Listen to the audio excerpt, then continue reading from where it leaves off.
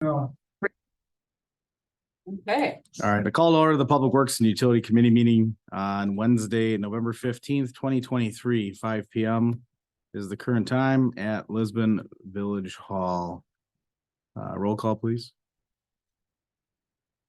Trustee Moonen, Present. trustee Beal, Here. member Everly, Here. member Miller, here, and member Pless, Here. PW Director DeStefano, Here. Administrator Nicholas is present, engineer Don Neitzel is absent, and clerk Pazzo Catch to record the minutes. Mike on? And utility accountant Mike Sargent is present via Zoom. All right, pledge allegiance, please. I pledge allegiance to the flag of the United States of America and to the republic for which it stands, one nation, under God, indivisible, with liberty and justice for all. Thank you. 3 citizen comments in person, please. Please step to the podium, 3 minutes. There's not a big line behind you, but state your name and your address. My name is Kyle Haywood. I live at W227 and 8295 Tamarack Road. Just come here to make a comment about the billing of the sewer bills. This is my first year living in the house and I knew that there was a bill to pay. I had called one time to the village hall. They mentioned it was just under tax bill, but then I received a delinquent notice, not knowing that it had to be quarterly.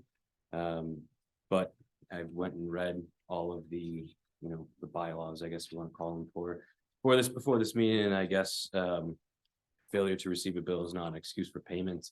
But upon reviewing the website, it was kind of hard to find what the charges were. Maybe it's somewhere on there, but I wasn't able to locate it. I found that out after speaking with, someone from the accounting department you guys use. And I understand there's a 10-day limit to request a hearing to dispute charges for late fees and items like that. So that's not what I'm here to do. Just kind of stinks that we're paying for a service that can't get mailed to my house when I just received a letter today from someone in Iowa with a handwritten address. And this was postmarked like, I think 5 days before it was due. So by the time I received it, it was like day of receiving that I had to pay it before they charge another late fee. So I guess if we could just work on that process, maybe make it a little more streamlined, more things available online. Could be a reason why there's not, the fees charged on. So yeah, that's all I had to say. Thank you. You got the letter with the envelope? I don't have the envelope anymore. I'm sure I have it somewhere at home. I might have taken a picture of it. I'd have to dig for it, but I actually sent it to you in the email. Which I appreciate you responding to me. I can dig for the envelope and find it for you guys if needed. Sure. Can you, if you can find it, drop it off at Village Hall and we'll see if we can work on anything. Okay. Thank you. I appreciate it. All right. Any other citizens present for comment? Hearing none, we'll move to Zoom check. No one present on Zoom. Number 4, approval of minutes. October 18th, 2023. There's a draft Public Works and Utility Committee meeting minutes in your packet. There's no changes or questions. I'll take a motion to approve. I make a motion to approve as presented.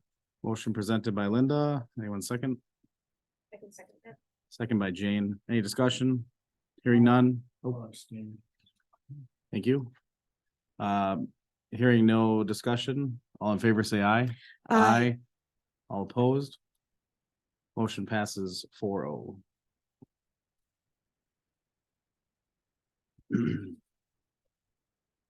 Right. I guess Don is here tonight. Oh, I gotcha. All right, department reports. Communication from village board. So I thought it might be important just because we had some things that were on the agenda at the last meeting. So just to kind of update the committee, The board took action on the utility fund balance management policy, and that was approved. And then the final, we went through the timeline, and they had made some suggested changes. We're gonna go through some of those suggestions. And then the geotax service was approved to ECF Midwest. And so they will be starting shortly. They also worked on the assessment policy, and they asked me to find some information from some of our neighboring communities, see if I could find out what they were doing. That's all I got. Then we did have one citizen up here for Circle Crest. Just expressing his opposition to the sanitary part of the process. Right, any questions for staff on the village board communication? All right, 5B, Department of Public Works, Joe DeStefano Jr. All right, so outside of my report, we had our early fill salt deliveries made last week. So the salt shed now has salt in it, so bonus. So I guess it can snow unfortunately now. So that's done. We'll get seasonal fill throughout the year as needed, depending on how much we use. So we'll see how that goes, but we put 1,100 in there right now, so it's plenty to get started. We swapped out the speed limit signs. That was a final approval at the last board meeting, village board meeting. So we swapped those out today. So Hillside Road is back to how it used to be at 45 miles an hour in that section, minus the 1,000 feet prior to the roundabout is still at 35. We calibrated salt trucks. We've been doing that this week. Actually, with the nice weather, it's worked out well. So, you know, you have a salter on the back of your truck and you have a dial in the cab, and you know, it's a good thing to calibrate it because you honestly don't know exactly how much salt's coming out of that truck unless you run it in a scale and we check it. So we've been doing that all week, and got all our numbers updated. So now when one of our drivers is in a truck and we want to, you know, just set it at a certain number and a certain quantity per mile, it's a simple look at a sheet and adjust it on the dial. So simple, easy. We keep it on file. That's pretty much wrapping up probably tomorrow morning. So that'll be nice. And then some of you are aware, some may not be, one of our staff members in the highway department had put his notice in and actually went to go work with Jane at city of Pewaukee, and we slid a part-time employee that we had plowing who used to work here full-time, Monica Tedding, back into a full-time position. And I got lucky. Things just sometimes happen like they do, and had contact from a peer of mine that had somebody that was looking for part-time work. So we brought him in and he worked out well. So I've been training him for plowing. So we always have one part-time plow person in Lisbon, and they're going to go on Randy's route just to make life easier. And we only train one person on a route. So he has been in this week and he'll be in next week a little bit for training. He's working out really well. So obviously anybody can plow snow when it's 70 and sunny out. So we'll see what happens when it really snows, but it's been going really well so far. And tomorrow we will be having a little preseason plow meeting I do with the guys. You just go over the safety punch list. I got a couple sheets I work through. We watch a couple little videos and stuff like that. So we'll be doing that tomorrow. And then I guess I hate to say it, but we'll be ready for snow. So with that, that's all I have. If there's any questions, feel free. Joe, question. How often have they been having meetings on 164? Oh, very seldom right now. I'd say annually, maybe semi-annually. I sent something to Kathy. I Yeah. saw someplace or another that they were starting that for the 27th Correct. to do whatever they're doing. Yeah, right now I'd say it seems like it's only been annually. I have contact for them. So if we do because I get enough calls, not weekly by no means, but it seems to never fail when there's an accident at Plainview and 164. Within a week, I get a call or an email from somebody in the area. And now I have 2 phone numbers for the DOT. So, and they told me just have them call them because they're the ones that are working on this. And I think we may have talked about that in here before, where initially when this project came about, they had zero interest in doing any kind of safety improvements at that intersection, and I was a little bit shocked and I voiced my opinion when we had the meeting. I don't know, Gene, you might have been in on that meeting, I'm not sure. It was prime COVID, everybody's sitting in their office on their phones, nobody could see anybody, but anyways, it was whatever, so I'm like, huh, interesting, and then, all of a sudden reached out the year after, and then they had a lot of feedback from residents, and they actually switched their tune a little bit, and now they are looking into improvements and stuff. I have no idea what, very early, but at least they're not just pushing it off to the side. Well, that's 2027. I thought it was a 2025. It started like 2026, I thought, and now it's the 2027. Well, So, I read it said Yeah. 27. yeah, It's gonna- 27 is the last I heard. Depends on budget. Yeah, it's crazy. There's certain parts of that road down by Hickory and all that are not gonna make it till 2027 actually, but okay, we'll see what they do in the meantime. Are they doing that in-house or do they hire somebody? Consult, you don't know. Oh boy, I forget who was, I'd have to look. I have all the emails. There's some engineering firm they were working with, I know, but I can't remember the one It's exactly. gonna be a big. project. Oh, yeah. And they were, yeah, Thank you. at Good Hope, they were gonna change how that is, where actually, southbound lanes were gonna continue straight through, and then if you were coming off Good Hope, you were gonna turn and go south and actually have your own lane with a divider wall to keep you separate, so southbound never will stop anymore. In essence, that was what was talked about at that point. Okay, We'll see what happens. thank you. Yep. All right. Salt shed's done now? Hold on. Looks Fine. great. Lights are on, garage door works, got openers in the loader. Super smooth situation. It's gonna be awesome, actually. Are you That's happy? one thing I'm looking forward to. Yeah. But, oh yeah, it turned out great. No Mhm. complaints. We got some lighting inside, kept it simple but efficient, and the opener worked great. The door's all stainless steel. I mean, the thing's built to last though. Or the door's aluminum actually, but all the tracking hinges, cables are stainless steel, so. How much can you get in there?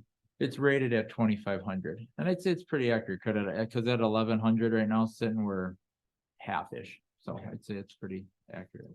And we have some in there from Merton too. Correct. Is that part of the 1,500? Yeah, it's now just one big pile, so, yep, Okay.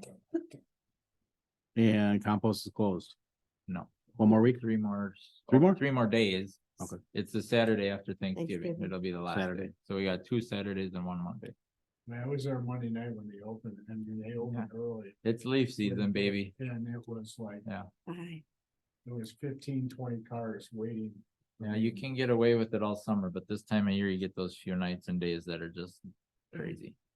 So, It looks nice, so I mean, it's It does. yeah. other turned out- than people learning how to back up tree. Yeah, Yeah. that's half the battle. Gotta go. I heard that there's been some traffic concerns as of late up there, and I do in my head think, half of it's probably stemming from unfortunately one person taking up where 3 people could be at one Yes. time, and I mean, you're never gonna fix that unfortunately, but it's just, that's half the battle up there. All right. Anything else for Joe? Moving on to utility districts. We'll start with engineer. Don Neitzel is present. Good evening. Everybody should have my report in the packet. Starting with flows for the month, October flows. Everything with Janine Plainview and Willow Springs looked to be average. I mean, nothing really stood out too much on that. Richmond School Lift Station, on the other hand, again, flows seemed up, but really, if you looked at it, there was a blip on the radar. October 4th through the 7th, where flows were 2 to 3 times higher than what they normally are. So I've reached out to Ed Blake. I have not heard back from him at that point, or as of yet. A couple other things I'm noticing with that is, like if you look at October 14th and 15th, and we've talked about the Saturday, Sunday thing already, why flows seem to be still high during those days, or like what they are during the week. But if you look at like October 14th and 15th, the 14th, the starts are less, the run times are less, but the flows are higher. And then the same thing, if you look at the 27th and 28th, same thing. I mean, your starts and your run times are up. but the flows are reversed. What is the I wasn't here last month, I apologize. What, did you figure out, somebody figure out or didn't figure out why we have such high flows on the weekends? Okay, Mm-mm. All he can tell you is nothing's going on there. well, that's what. So, and I had updated the committee last month. I mean, they do have plumbing firm's gonna skip my mind again, but they do have a plumbing firm in there they're working with, trying to get stuff done, so. But yeah, in terms of answers for that, he doesn't have any. We're treating the ground.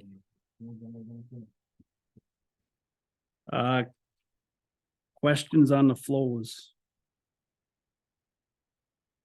Then moving on, Business Park East, last meeting, it was brought up that there were barrels left out, on the side of the road. Following the meeting, I got a hold of our contractor for that job. He drove out the next day, took a look, said they weren't his.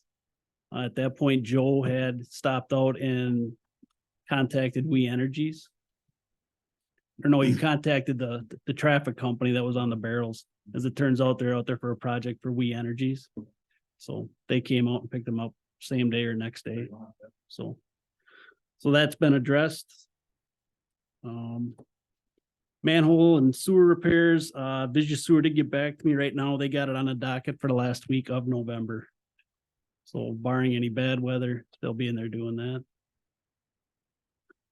No updates on system maps for this month, no changes.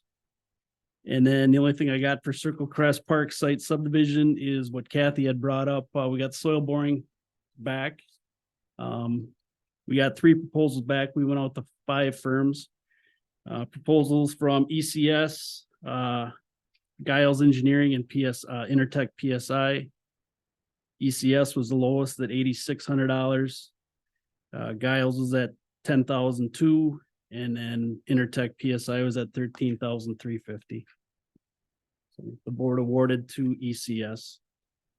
The question on the depth of that, is that going to go?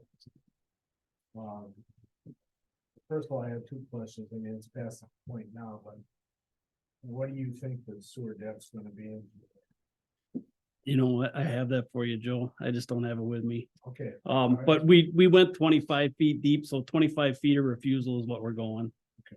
on And you're those. not getting any rock cores? No.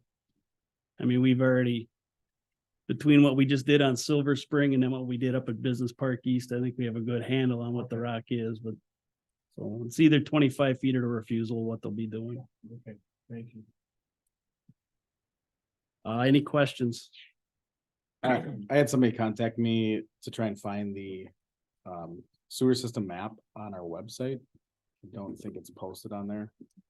So is it possible to get We have an online link that I could give to everybody here, and I could also give it to Kathy that can be put on the website. Okay. The one thing I'll need to check with Matt in my office is just that nobody can manipulate it, it's just for viewing only. So, yeah, I will, I'll talk with Matt and get with Kathy on that. all right? Where would that go in the utility subsection? Or oh, As well as moving the fees and-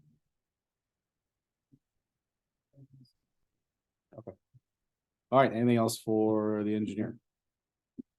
Continuing with 5C, accountant, Mike Sargent.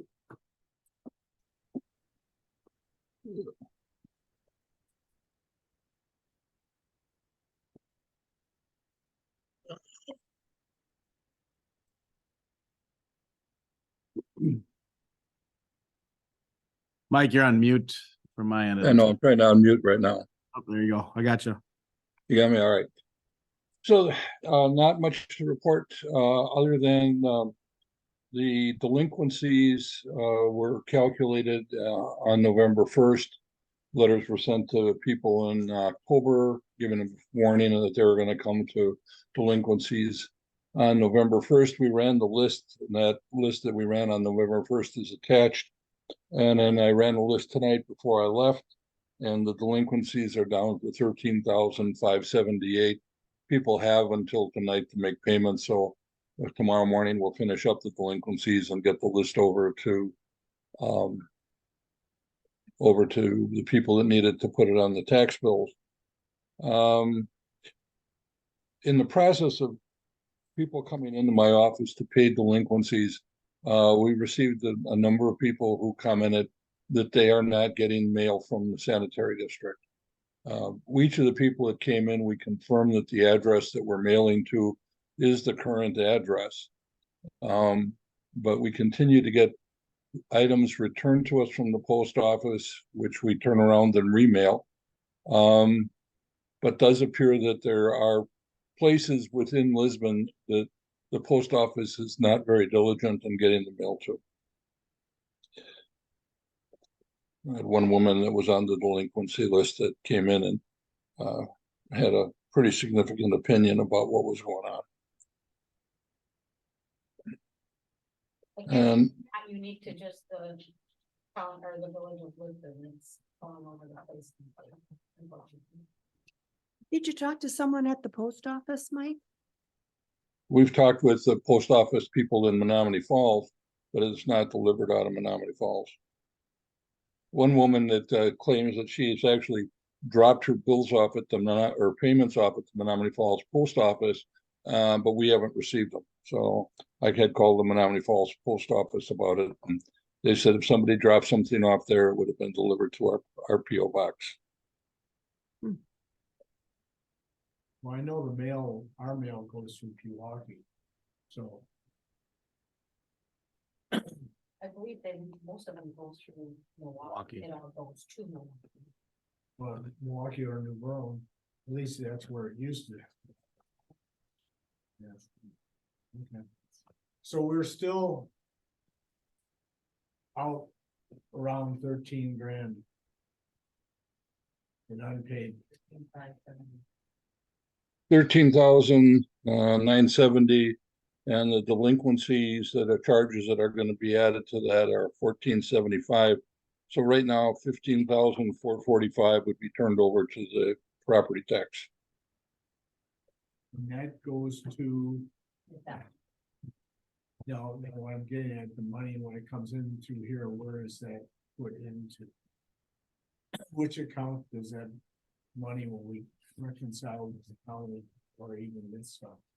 It goes into the town bank account, which is more than 30. Okay. But does it stay with the utility? What was the utility, which is what? Our utility fund, our enterprise. Okay. Without getting lost in the weeds on this, what assurance do we have to give people that are customers receiving bills? What assurance do we have to give them that they were actually sent out, other than just saying they were? That's all we have. When we run the bills, we stuff them all, about 445. We run them through a postage meter and we take them down to the post office in mass. Is there any kind of I know, I mean, every time like you get a credit card bill, you have the option to get a notice that it was sent via email. Is there any technology in place on your guys' end that allows for that? Well, that's the receiver has to set that up with the post office to track their mail coming in. I know what you're talking about. Yeah. Do you have a specific billing program that you use, or is this something that you come up with on your own? Do you use a specific software for your billing? It's called Workhorse. It prepares a paper bill. The paper bill is then stuffed into a window envelope and mailed. You may want to ask them if there's a way. I know some softwares will have the ability for customers to sign up for that email verification. So you may want to talk to Workforce and see if they have that available to you. We can do that. Yeah, I mean, I guess without getting into the case that was brought forth tonight on a global scale, I would like to be able to say to people, no, it wasn't the Village of Lisbon that had we're sure that we mailed it out. I know your word is your word, but some kind of electronic receipt that it was is even more helpful to assure that. in my opinion, the other thing is, you know, as we're doing newsletters or notices to customers or people in general, just that we post on the website that you should be receiving a quarterly. If you're a Mhm. sewer customer, you should be receiving a quarterly bill. If you don't receive it, then we I agree, Jane. Are they all mailed at the same time? All the residential bills are mailed on one day and then the commercial bills are mailed at a different date. The commercial bills can't be billed until we receive the bill from Sussex. I didn't know if they were scattered over the period. Okay. Do we No, have any there's- commercial delinquency problems? Do we have, I'm sorry, what was that? Do we have any commercial account delinquency problems? No, they tend to pay in advance. Most of them are the bills in the industrial area that are so small, they don't like dealing with the small amounts, so they'll pay in advance.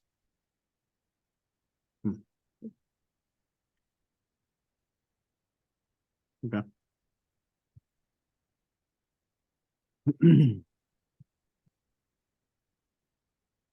Any other questions for the accountant? No, No, All right. thank you, Mike.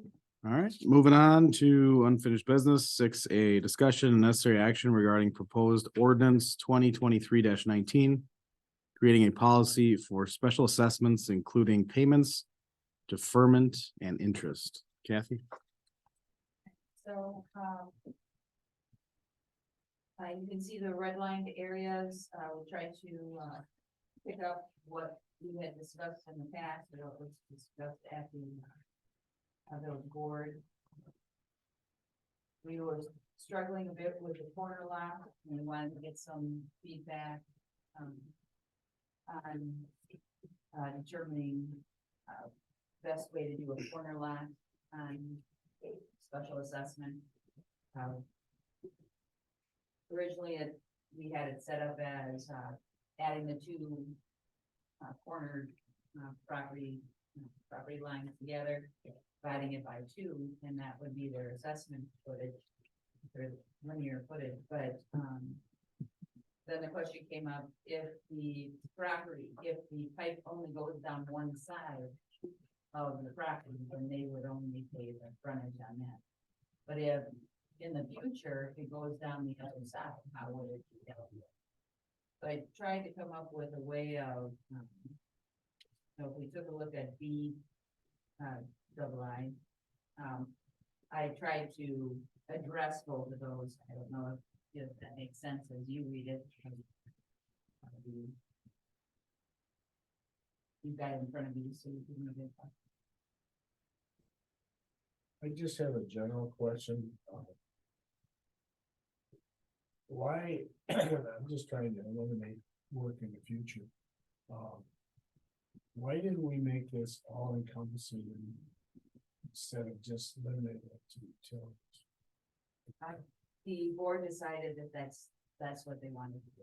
They did not want it to be streets, because we don't use roads and streets. Well, all I'm saying is the town used to, I remember paying it the week after I moved in. All I'm saying is, I was just trying to figure out, so we don't have to do it, if in the future it's determined that there are public improvements that are gonna be assessed to make this all encompassing and not just utilities. Yeah, I think at that point, they'll be doing another assessment policy to add it or amend this one, but at this point, our village board was pretty clear that they did not want anything. Good question.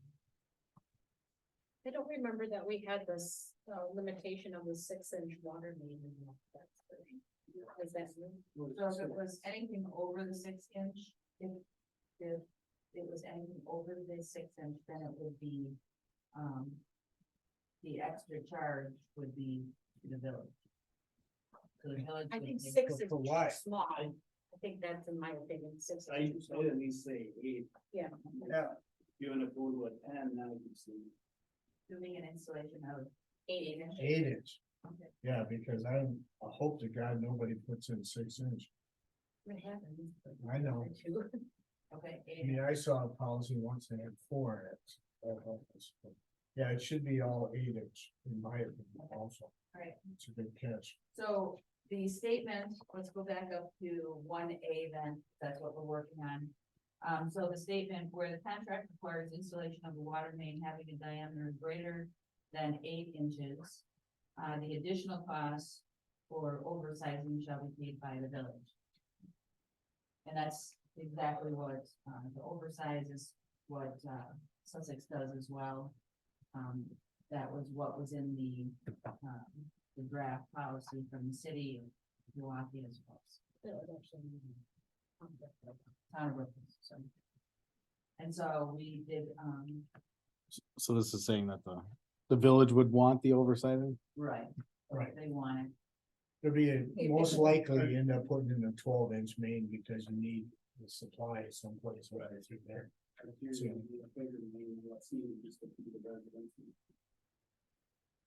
And, okay, are we ever going to, I know I've asked this question before, are we ever going to create a utility, water utility? possibly in the future, yes.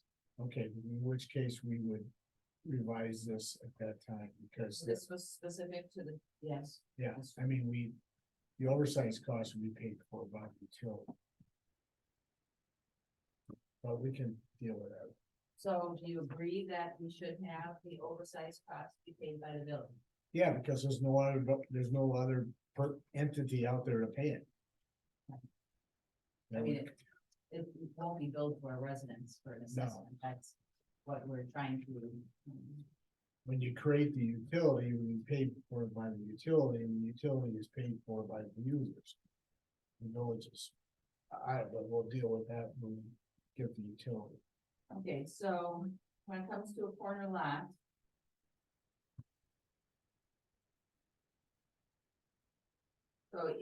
So we had it on there that two sides would be added together and then divided by two to get their amount. If it was going around the corner. If it was going straight across, as one side of the property frontage. And then but at the future date, the other side of the corner main, is run. I don't know why that would happen, but just in case. Corner, so you went straight, and there were no houses down the corner, now there's. You wanna put infrastructure down the corner. I tried to make it so then, they came up with the exact same. Adding the amount together, the two sides together, dividing by two, and then what they paid for their frontage that they paid the pipe for, that frontage would be reduced. So let's say you had, 150 and, 100. So 150 across, 100. The first pipe goes across, 150. Then 5 years down the line, decided to make some infrastructure down the corner. And so you add on to that infrastructure, and now that person would have to pay the 100, which they would pay 250 then. What this idea was to, Pay for the extra bit. just pay for the extra. Right. And I would say that instead of using the word subtracting, I would say adjusting. Right. Credited? Well, it depends. You could have 150 and 100, or you could have 100 and 150. So I would just The get rid of, difference. yeah, I would just say adjusting the front footage from the previous assessment. Because let's say there's a 10-year gap between there, they may be paying. Pick two numbers, they may be paying $100 a foot on the first one, the next one may be $200 a foot. So we're just going, all they're going to pay is the difference in the average at the then current assessment rate. Difference of the Yeah, at the current. right, We're only that's- looking at the footage that's. We just wanna make sure that the person that has, because we decided the infrastructure should go down one side instead of both sides, they shouldn't be penalized if they get that. That was the idea. Mark, did I say that right?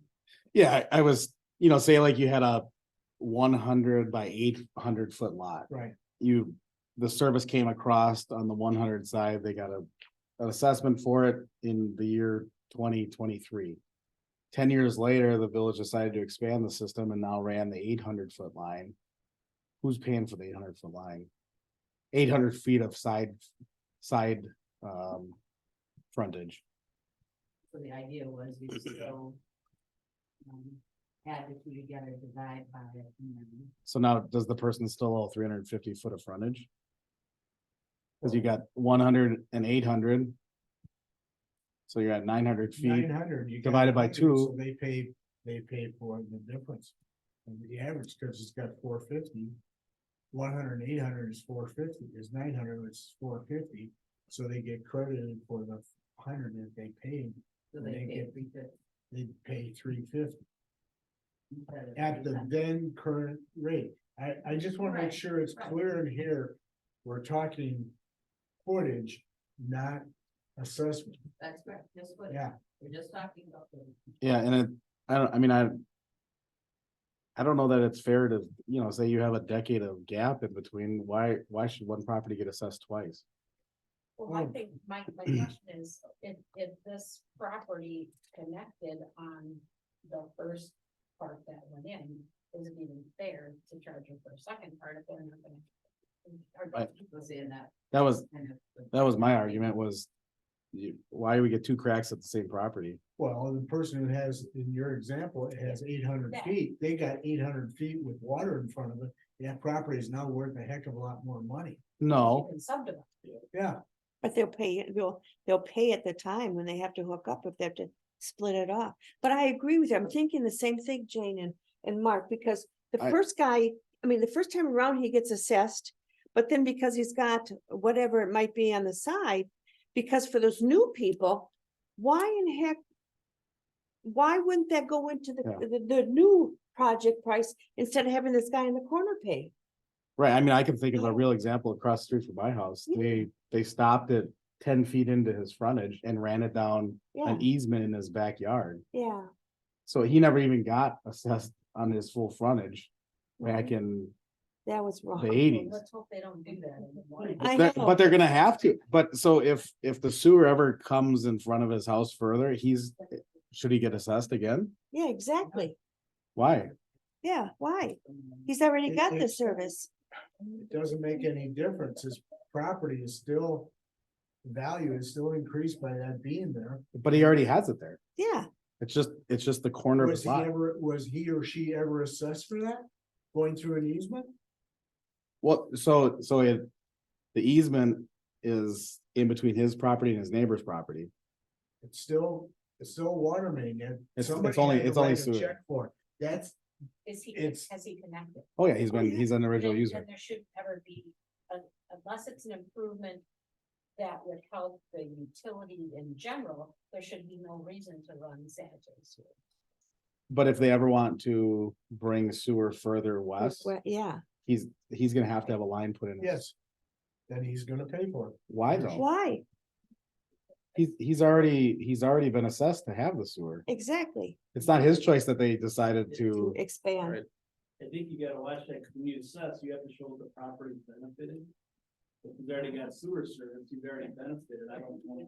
yeah, I don't have a copy, I don't have a copy of my map. I mean, the problem we have is we've got a cluster out there right now that we're going to have to figure out for the next 20 years until we get this thing straightened out. And where there's gonna be individual cases like you're referring to that we're gonna have to deal with. Right now, we're just looking at the assessment, but if you're saying that you can't really assess somebody if they're not gaining Right. anything. You have to, in order So- assess, you have to. Show them So value. let's go back to the example. Mark's example where it's 100 feet by 800.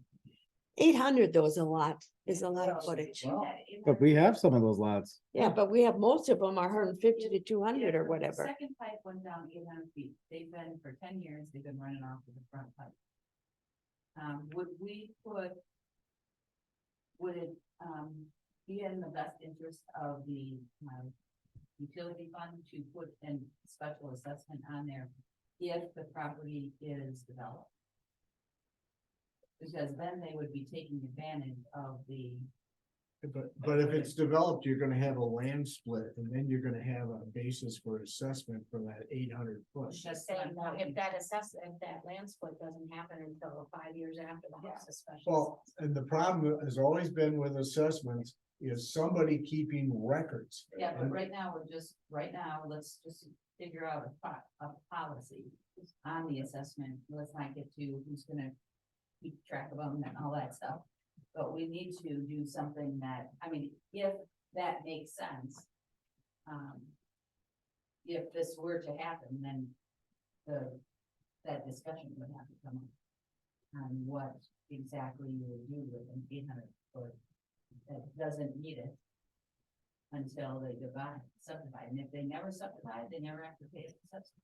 And that's, my example is gonna be having a deferred assessment, but that's also a That's what sticking the- point for final utility, because we have a number of deferred assessments that we're never gonna collect, because people aren't gonna subdivide. And that, But to try and recognize exactly what you're saying, that's what we've Just done. in case. cause Yeah, that and cost is gonna be borne by the utility. Or whatever. Or By it the could be project. from now to the end of the world, or you never get them in, because you've got some that you'll never collect that.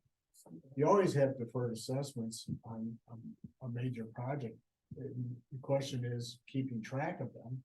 And second, it's easier with GIS these days if you set it up right. And the second thing is collecting. And you collect them, you try to collect them at the time of transfer. So I recently talked with a community that has a limit to their special, like what we're talking, say this case. That the assessment stays with that property for a period of, in their case, it's 10 years. So if that property were to subdivide within 10 years, that assessment stays with that property. If they don't, that's just a cost that's borne by the utility. And I've seen that happen. And maybe that would kind of recognize both scenarios. I mean, people can hold out to year 11 and then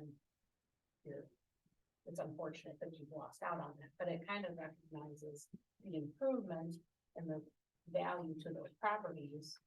And yet it recognizes on the funding when we made. Well, on the next page, we have a section on deferred assessment. What does it say? Let's stay on this page. Well, yeah, But just stay on. Just gonna bring in. Keep you on the same page. So, let's go back to the corner lot. More discussion on the best way. Do you agree with that the, if it goes down both sides of the property, that it's the two linear feet of the property are added together and then divided? I would like to get rid of the word some. I want to make sure that this is. Some refers to people, some people interpret that as money. And so I also have a problem with if you're trying to special assess both sides of a lot for a sewer assessment, in many cases, you're not gonna. I know what you're getting at. Because you can't always benefit from both sides on sewer. A sewer is a gravity system, and it's either gonna work on one side or it's gonna work on the other, not necessarily both. So I don't know if it's a fair thing to do on the sewer assessment. But I could see on a water system, it would benefit on this. Well, if you're coming down the street and the property owner has the option of going on either the right or. But you're not gonna let them put in two laterals, you're only gonna want that one. Right, Mhm. right, they So still are you have the, thinking that it should be on a corner lot, they're assessed for the footage on the side that their lateral is.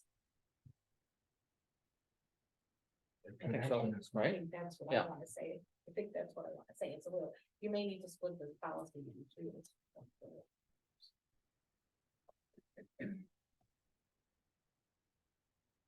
But again, if you've got a larger parcel that is divisible.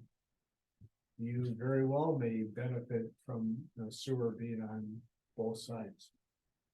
Who may benefit? Well, yeah, Yeah, because he's- this guy can go this way and this guy can go this way, when the lot is split. But that's where I like Jane's idea of maybe you go with 10 years and if they don't do within 10, Well, I Comes off think the the books reason and that, utility. I was always told that the reason that 10 got into there was because nobody could keep track of the records. Right. Now there is see that. a way to do it, very simply. Nobody remembers 10 years what the heck. I think that when this first started too, everyone was assessed the same. At years ago, 20 years ago, $5,900, no matter what size, because it was the same service everybody got. So they didn't have to, I wasn't on the board then, but they didn't have to try to figure this out. So maybe, I don't know. In a way, it's much easier just to divide it by the number of hookups and that's it, and you pay that. Okay, what happens then the next day you have another hookup? Yeah, they pay. It's not fair. If I own 5 acres and you own 50 acres, you're gonna benefit more than I am. So you should pay accordingly. That's my opinion. Because the value to your property is a heck of a lot more than the value to my property. If, so Mark's other example of with one of his neighbors, It's in the back. lateral came in and it only came in 10 feet of the property. They aren't assessed their full linear footage, but just the footage that they are on it, but they're at the end of the. If they already have service, you can't flush this out. No, I'm talking about right now, if we had a situation where we're putting in the new sewer and we get to the point where the very last house that needs sewer, we only go in, 10 feet. They only pay for the 10 feet. No, they get the paid whole for the frontage, frontage. even though it's never gonna go the whole way. Sure. Why? Because they have the option, you would, when you design the sewer, you go to the property owner and say, where do you wanna connect? And that's, the sewer stops usually 5 feet beyond where the connection point is. But you're giving them the option, you could, if I Right. was a property owner, I'd say, run the sucker right down to the end. And then you And get knowing charged that for he's the gonna whole be thing. full charge. of Right, this. because unless there's some reason why that sewer will never, ever be extended 1 foot past it. but I think we're I mean, gonna look at have our that current map, mess. we have that mess. Well, that, we can't use our But I map think as a our problem, as the I think it's a situation. possibility on this, on Circle Crest. Because we have property on the corner, so you come out of Circle Crest and you take a left. You go up, there's 4 houses there that don't have sewer or water. That last house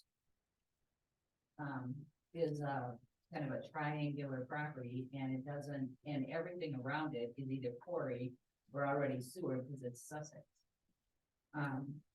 This is the actual last house. So if they decide, oh, I wanna put my sewer, my water connection, either one, in 10 feet in, What do do I they get pay? to only pay for that? I don't have to pay my Exactly. my 300 feet of frontage? That's not right, because that house burns down or somebody rebuilds that thing, they put it on the other corner of the lot, where you gonna do? Then they'd have to pay for the extension.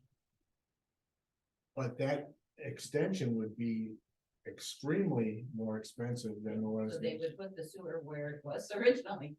That's a choice they'd have to make. As a Right. property owner, you'd make a choice that, oh, the house burned down, next person comes in, buys the house. Or tears it down and says, oh, I want my sewer to come in from this direction instead of this direction. Okay, well, that's gonna cost you an extra $50,000. If you're okay with that, that's fine, but if otherwise, use the one you have. That's a choice the property. owner. That wouldn't even be I'm just throwing out some. I understand what you're saying. And we're talking about the what ifs, Well, you and know, so we have some sewers that are running through people's backyards without easements right now. mhm. There's The one. way this policy is written, they would pay nothing. Exactly, That's not a frontage. that's right. Well, you're still gonna, I mean, even if you run the sewer through an easement to get from, There's no easement. Well, we're not dealing with what we have today, which is a mess. We're talking about using Circle Crest as an example, Yeah, but we have to deal with the system we have. but there's nobody, they're already connected. The problem we've got right now with the existing system, in my opinion, is how we're going to deal with all the ones where they did this one, not these two, this one, these two, that one there, and how we're gonna fill in between there, and what the policy of the village is going to be about compelling those people to hook up. That's the bigger problem. It has nothing to do with this, and those are gonna have to be dealt with on an area-wide basis. Because every situation is completely Then different. those would be assessments. Yeah. And they're going to be, the question is, okay, now to go in there and do the way it should have been done. Then that's gonna cost individual people, individual lots a lot of time. But, Mark brought up, something else we need to address though. We, on our list of things as a committee that we need to address, one of them is to make sure that we have easements on where our pipes. We don't have any easements on that property. And we own the pipe, but we can't go on the property to do any maintenance on it if we have to. That. You walk up to the property owner and say, look, this sewer. Yeah, that's exactly the point. Either give us an easement or it's all yours. Mhm. And if I was the title company, I'd be out there writing that check out right now for the easement. If you were what? The title company, because some point in time, somebody's gonna transfer that property. And they're not gonna have, just say to them, if you don't grant us an easement, there's no maintenance on that service. Is it possible to perhaps put two policies together? One would be like for subdivisions, existing subdivisions, where you would do it on a unit basis. And then have another that perhaps could be for developable land, or figure out what kind of acreage might be your threshold. And then do that with these, perhaps the deferred assessments. What about people who are users that are abutting subdivisions that aren't part of the subdivision? Well, that gets to the whole acreage thing, if it's within, maybe we figure out what a lot size in a development would be. If you have a lot in a property that abuts the subdivision and you're only on 3/4 of an acre, well, you're not gonna divide that piece of property, you would be on a unit. If we could figure out what that threshold would be and then have two separate policies, if this is what our average lot size are here, then you're going on a unit basis, and if you're within so many acres or front footage that could be split or developed, then you would have a secondary policy. But it'd have to be the frontage that's for that specific zoning category. And. Boy, it's just. I think it would address both of the situations I'm talking about. And because to Kathy's point, the person who only has needs the 10 feet, if his septic field comes out to that far corner of the lot where the sewer can end, then they're not gonna be paying their fair share because they don't need that full front footage. If you're in the middle of the subdivision, you're being penalized, even though you're never gonna be able to, or if you're on a corner lot in the subdivision, if you are never able to subdivide, then you're getting screwed on both sides. I mean, it's one of the reasons why when you do a sewer project, and it's what I did for 40 years, you always go into, if the project ends here, you go 5 feet into the next property so you can assess that property, because that sewer, that property has got sewer service availability. You never stop at a property. No, but if she's talking the end of a cul-de-sac, you don't need to go beyond the property for that. They're the end of the. Unless the situation begs itself that you have to get beyond that into the next property. Well, I understand Yeah. that whole thought process. process, but when you're on the end of if you're on the end of a dead end street, in this case, it's gonna be the quarry, that sewer's never gonna be extended into the quarry.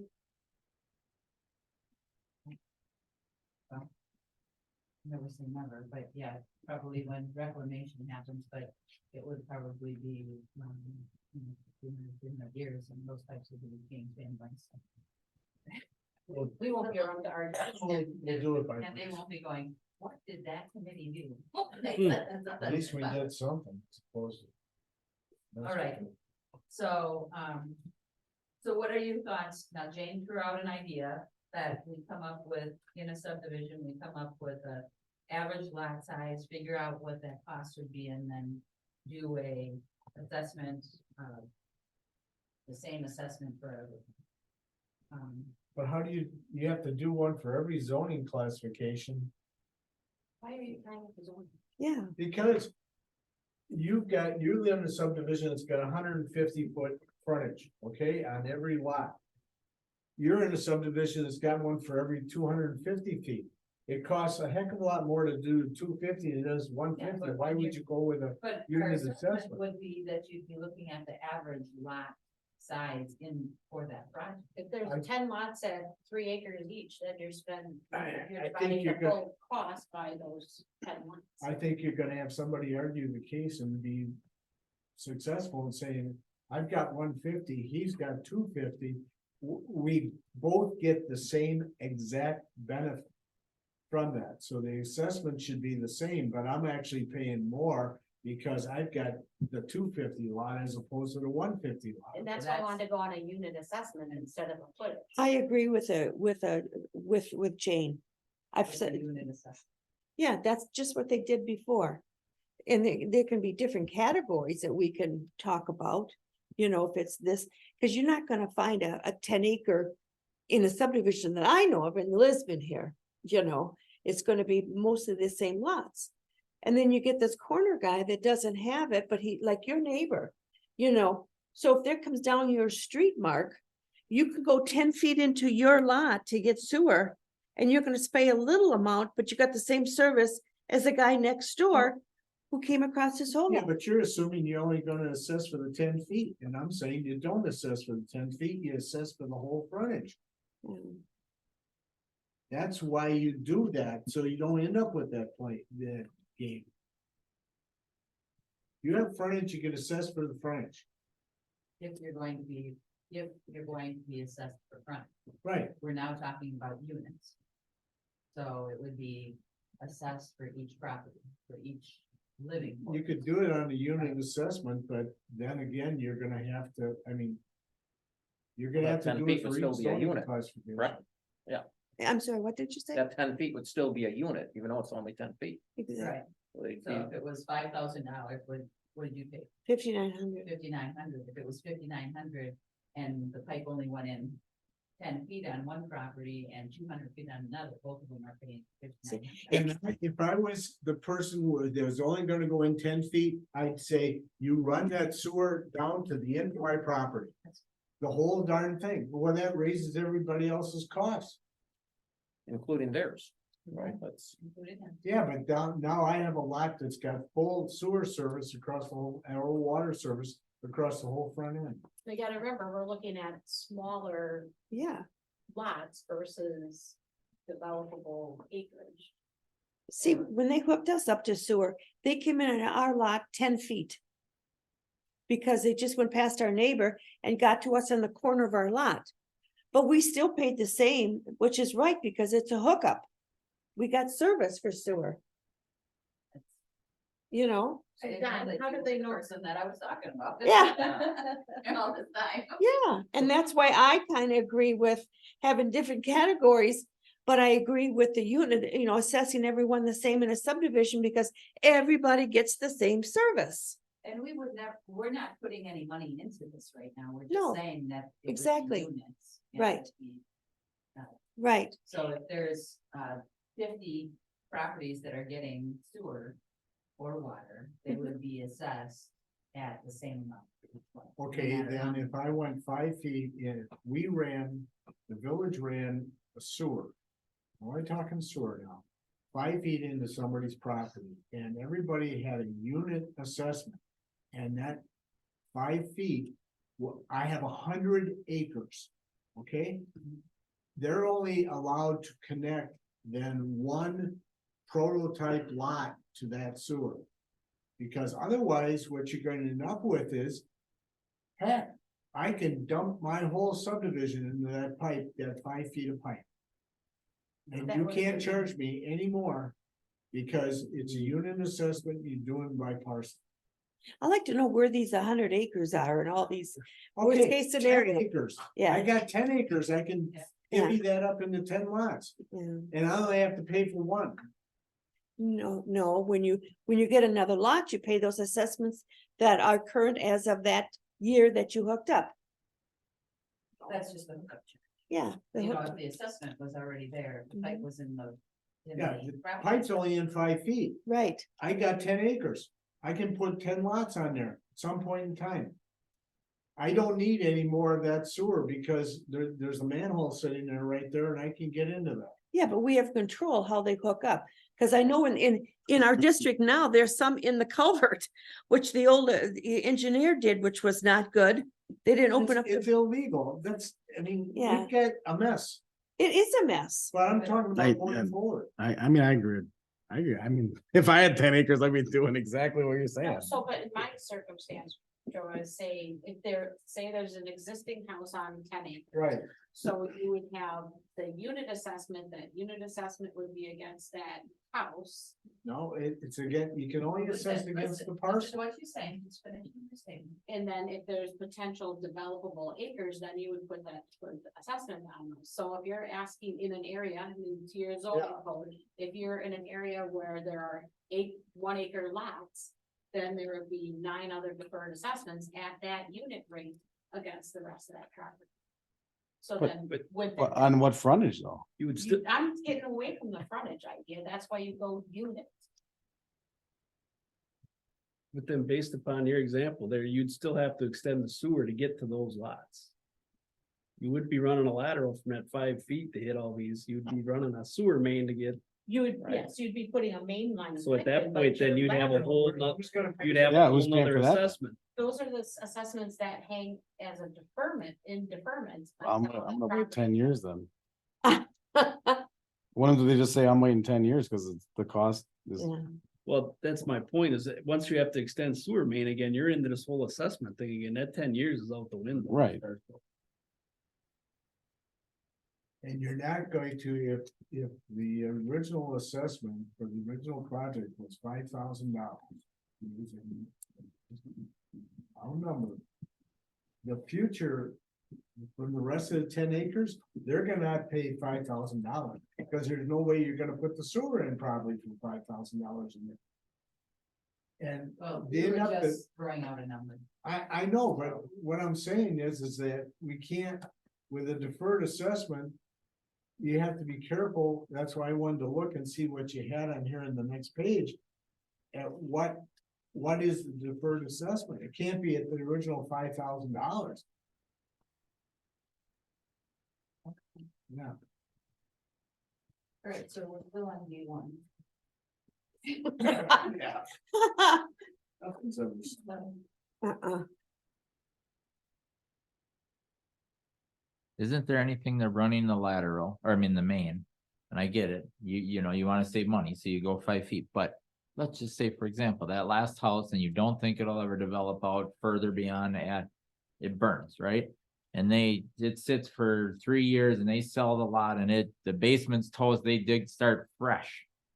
And now these people are forced to go, you know, just to eliminate the 5 foot question.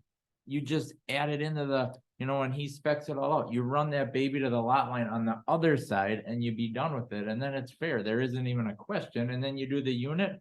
It's even, Steven. Yeah, it adds a little more to the cost. When we're talking 1,000 feet, we're talking 1,050 feet. Is it, you know what I mean? Isn't it peanuts at that point? So it's kind of like, wouldn't that make sense to just leave? Then there's no, this guy's only got 10 feet. I should only be paying for 10 feet. No, this is how we bid it. We're running it to the lot line on the other side and capping it all there. But if there is no lot on the other side, Not just the lot line. Not a lot, you're just stopping on their property still, but they have the full frontage of a main. For who knows? And they still pay for one unit. Correct, you still pay for the unit cost, you're not, the 10 feet rule is thrown out the window, cause we didn't worry about just coming onto your property 5 feet and drawing a line, we now just ran the whole front of your property. For the rainy day, something happens here at your property, something changes. And it just nips the whole. I only have 10 feet in front of my yard, you have 150, why do I have to pay the same? No, we kept, everybody has a full frontage of sewer and or water main. I mean, just, I don't know, I just think being a rural community, you have to recognize the difference between the two situations. Yes. In my opinion, that needs to be addressed. and I That's think, what I yeah, think. the unit average makes sense, cause it's simple, it's fair to everybody, and then. Mhm. Joe's situation of the whole, and Don said it.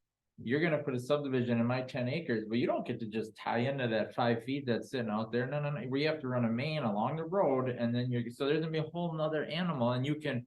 Take those 10 properties and break them down and average over those 10 properties and be its own baby. Like, it can be specific to every new neighborhood that goes in, we take that average and divide it over the property. Not, Do you see like oversizing? Differences for sewer, like, so in our, what we're talking about. You have a subdivision, you only really need an 8-inch sewer, but because you know there could be potential development down the road. Is that a similar circumstance where for oversizing costs is borne by the village or the utility? And those assessments just stay with that. Lays like, out there average. until it's used. But you oversize. Oh, sure, you put a 12-inch sewer in at that time and because you knew that the next 40 acres on the other side of that lot is going to develop someday and it drains this way. Right. So kind of you look at, what is the average household need? And then even beyond that. I mean, you can do an area-wide assessment too for that oversizing cost. I've seen that, I'm sure in Pewaukee. There's lots of properties out there that have like 10 of them stacked on their property. The new one where they're gonna put in the vet hospital, I bet you that sucker's got, There's no sewer there. But we have plenty of, Yeah. of regional assessments. yep, So. and they just stack them up.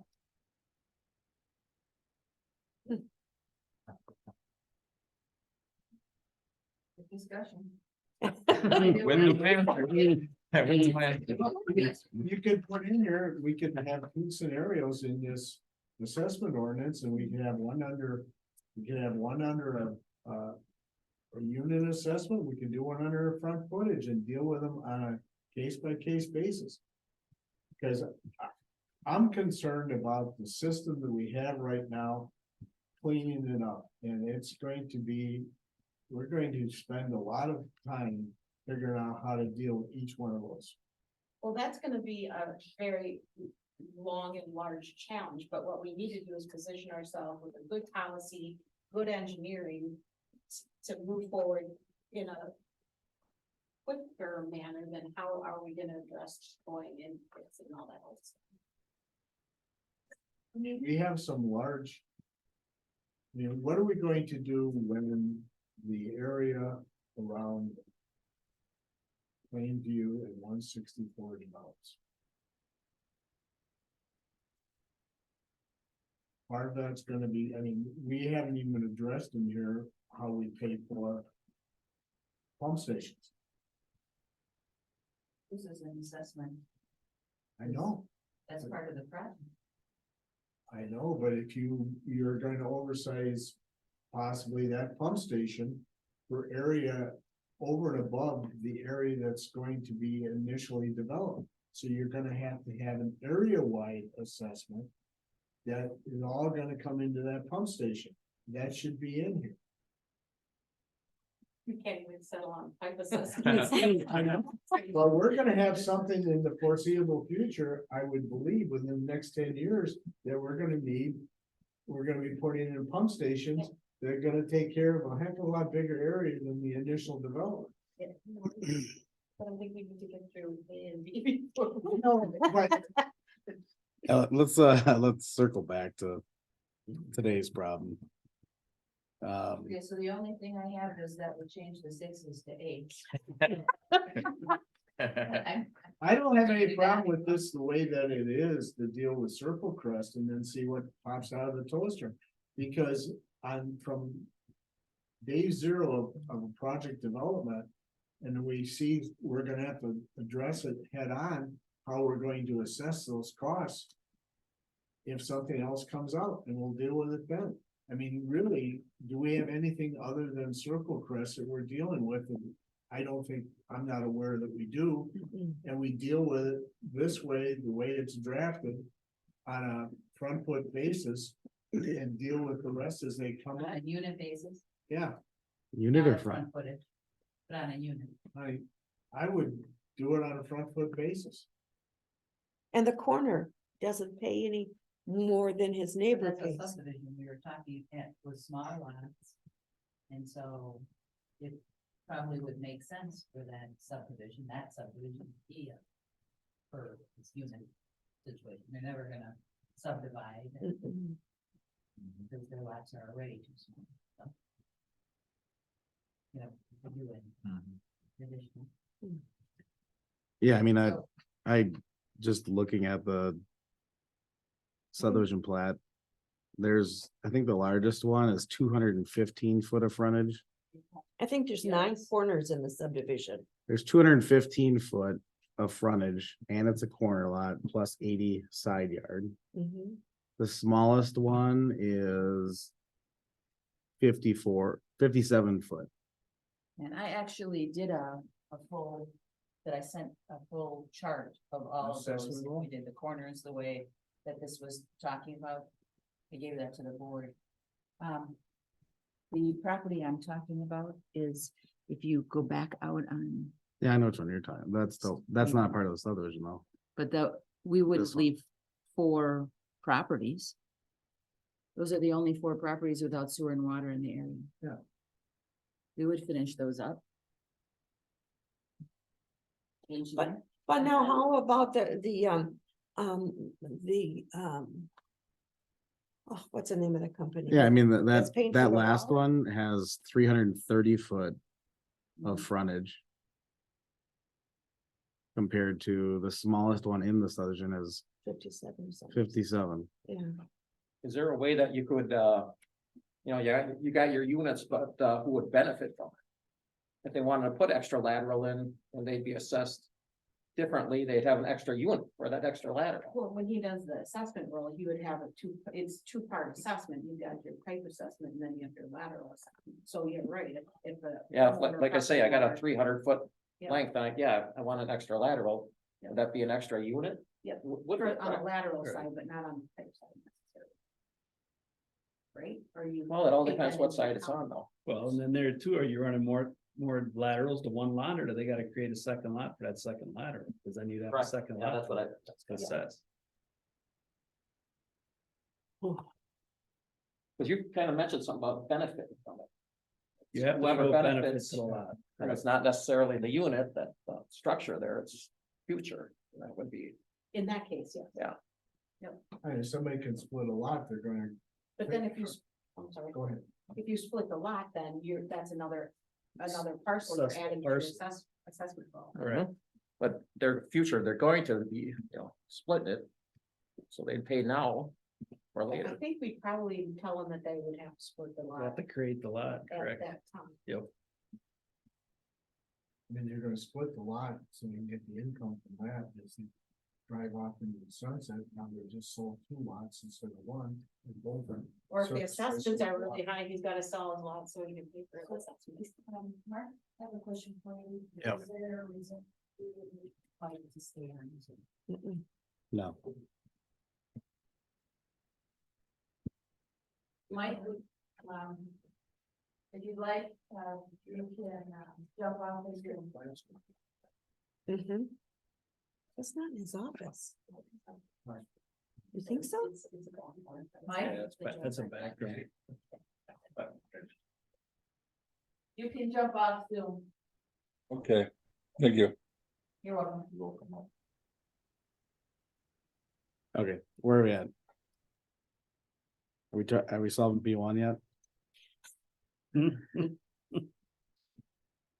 mean, is there a, I mean, I haven't looked at it, I didn't bring it I up yet, think, but you're saying there's a large disparity between frontages. And that's not. Well, I think all of these is gonna change if we are doing something, if we're doing a unit.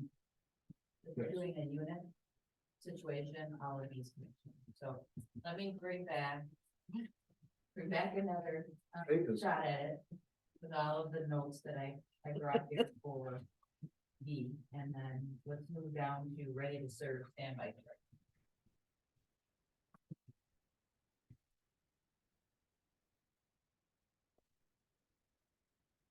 So did you solve corner lots? We're doing a unit. No, We don't have to worry about corners. I'm saying if you don't do a unit, I would say only the frontage qualifies. So, only the front end or whatever I mean, cause you thought about the pipe that's going through somebody's yard too. Yeah, I'm thinking of my neighbor because whoever installed the system at the time cheaped out. Yes. He essentially paid for one installation back in the day, and now should we choose to expand the system inside what's already the sanitary district or utility district, he's gonna get hit again. We wouldn't It's because Yeah. got service. what Don was saying, Mhm. he doesn't, you can't assess him for that pipe going across because he did not. Okay, well, what about the people that never hooked up? Well, you have that, the guy that hooked up on Longview here not too long ago. That sewer doesn't go in front of his house. That sewer stops right at his neighbor's property line. Exactly. So That he was his- hooked up, never, I'm assuming he never paid an assessment because it never went in front of his property. I wonder if Mike, I'm trying to remember. So now if you, I think the sewer is probably too shallow, but if they would ever extend the sewer any farther, That'll be can you fine. really assess them? I mean, he's already has sewer and paid for it and Right, there's no further benefit to him. There has to be a benefit, if they're already hooked up to sewer, that's kind of what came out that I got out of it earlier. Was if you went down the side later on, it wouldn't make any difference because they are already hooked up, so there's no benefit to that property. If you have a corner lot, I've got written down that for sewer, that the way that we have it written right now, I is good for water, where it's adding both sides and then dividing by 2. And then I wrote, for sewer, only on the side of lateral connection. Lateral. so which one addresses 2 sides of the property? Water. So, water, you do, both sides, add them together and divide, and then So what happens if the pipe never runs down the side, Mhm. down one side? Then you just have the one side. Right. Whatever side the service, side. whatever So side where- that is the. Right. Where And the if- water main is installed on both sides of the corner lot, the frontage shall be determined by adding two You sides only of have lot, lots of but it's assessors. public right of way. That'll take care of water. And then if we go with the sewer, what I wrote down was, the sewer, that they would pay the frontage on the side of the lateral connection. Is that correct, verbiage? If the Lateral lot connection? isn't divisible. What? If the lot isn't on septic, if the lot isn't divisible. That lot is divisible into 3 lots and they get they get assessed the whole frontage. And if we're going with a unit basis, they get 3 assessments. Is that a deferred one? 1 would be on day 1 and the other 2 would be deferred. Can it be more than 10 years? You can- Whatever you want. So, it was up there. Bob is trying to keep They track. have some assessments running into the $100,000 range, and then for large parcels, and they allow the cost to be spread evenly, but essentially over 20 years. Mhm. But they also don't start the assessment, for assessment until 10 years out. So they give them 10 years. and so they do a delayed assessment. And they start the assessment after 10 years. Who is that, Ken? I'm sorry. Sussex?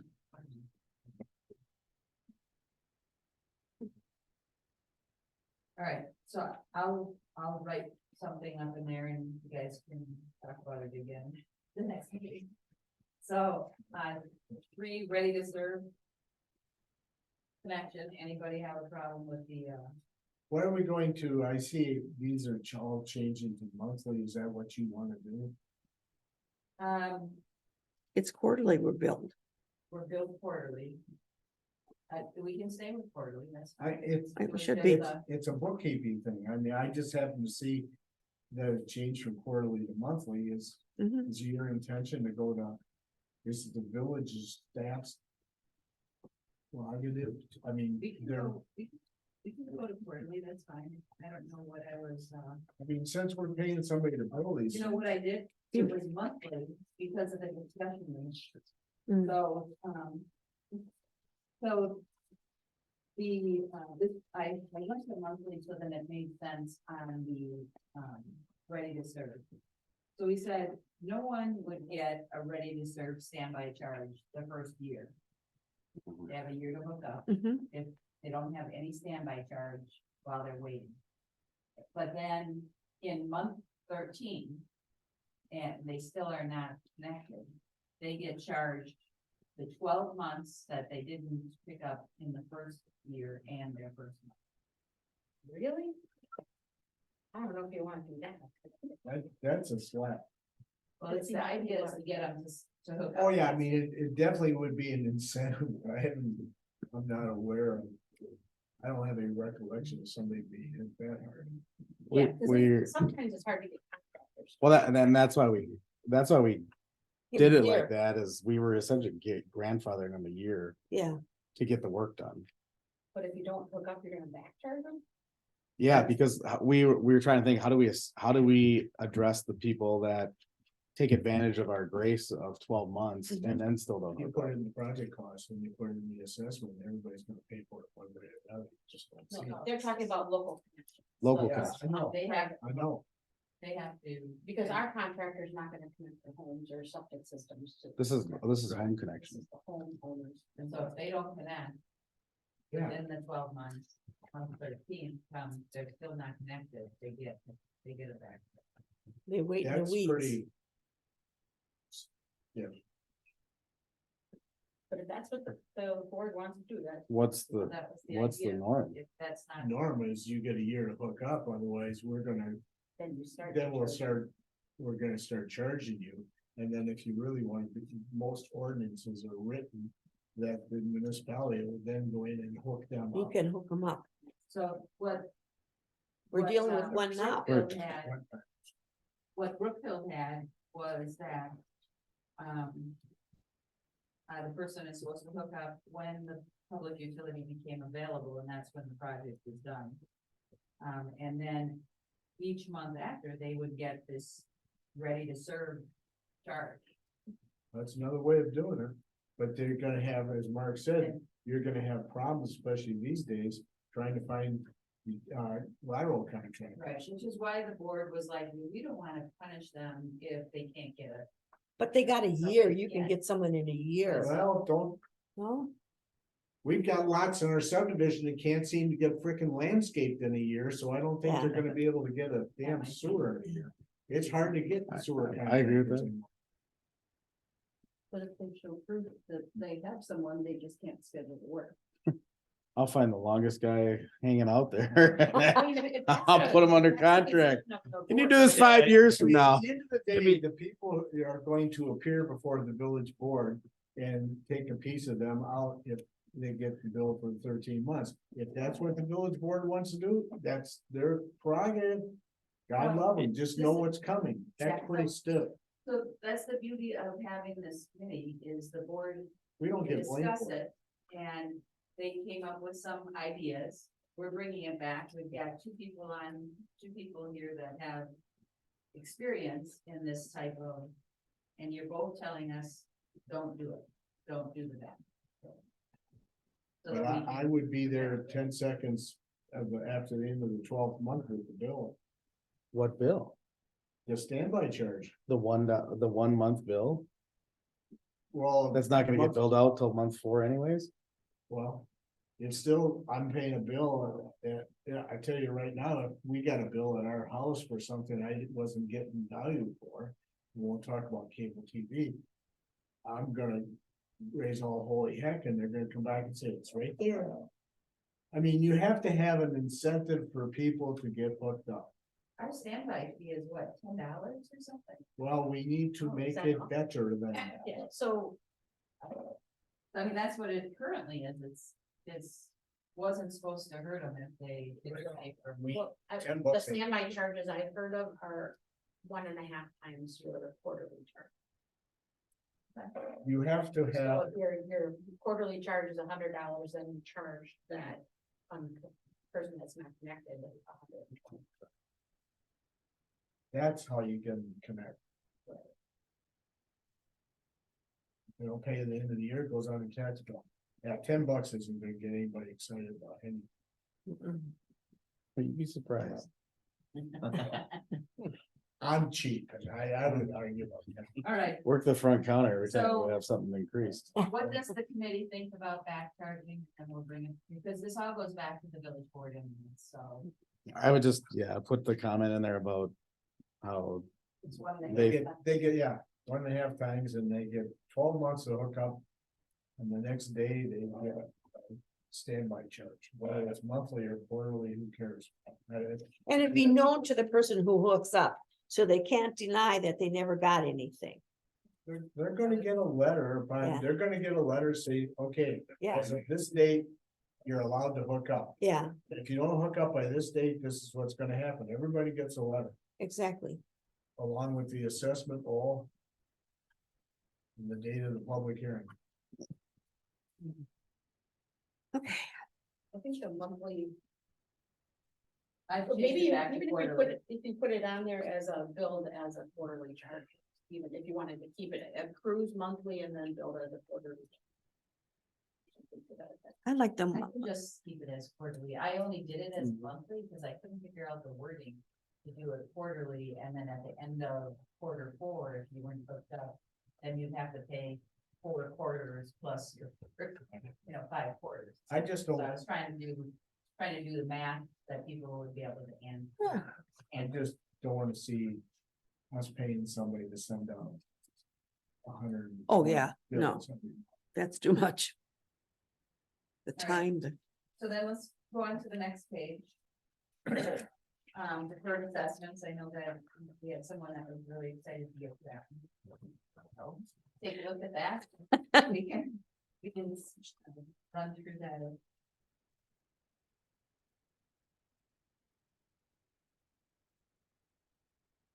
Where did this come from? Brookfield, The-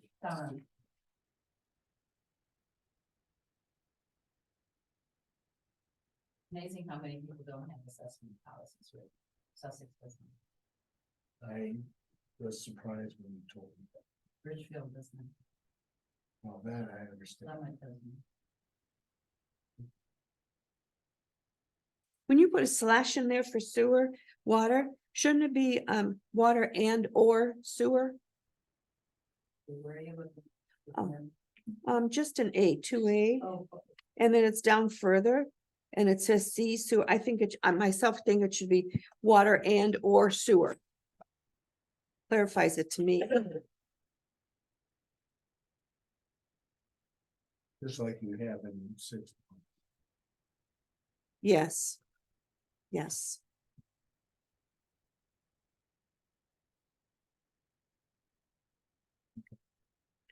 I don't know. Yeah. you have no problem with the deferred assessments?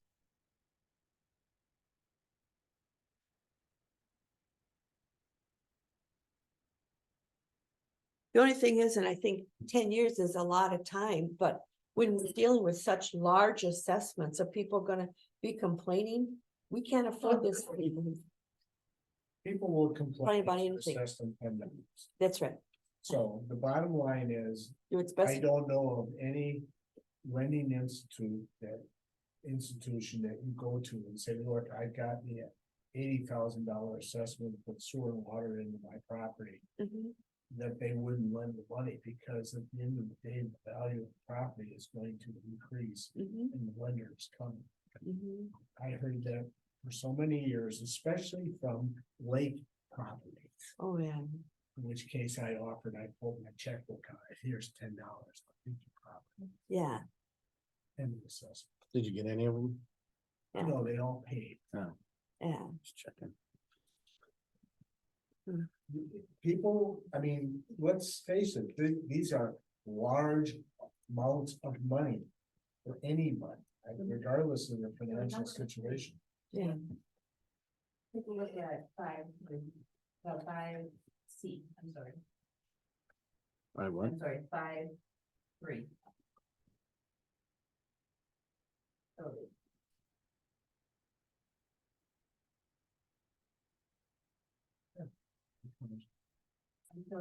until one or two above occurs.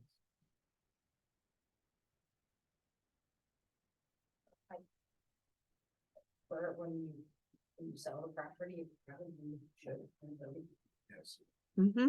So it says that if there's no land division, the main assessment would be due, but the deferred assessment would still remain. So if it's a big farm and it's got just one lot on it, they would have to pay their regular assessment, but because it would be a deferred assessment for the other lineage, the other footage.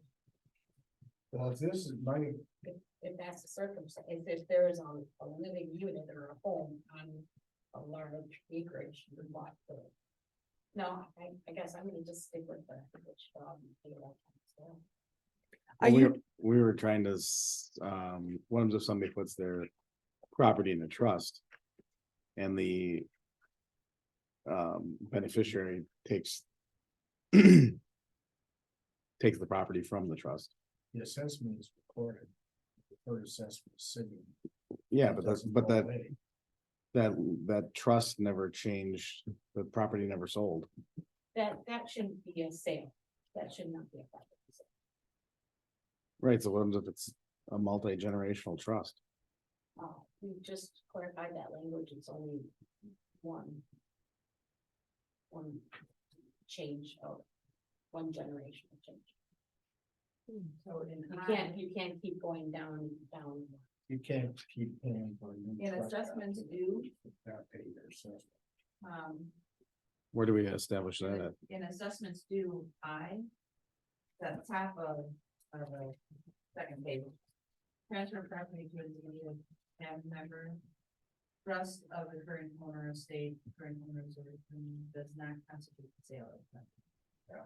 So it would not. If this came from the town of Brookfield, bless you. they've dealt with a lot of development, as you know better than I do, over the years, and if this works for them, I would say that's why I'm confident this would work for us. I mean, they carved up the town of Brookfield, and what's left of it about 1,000 times.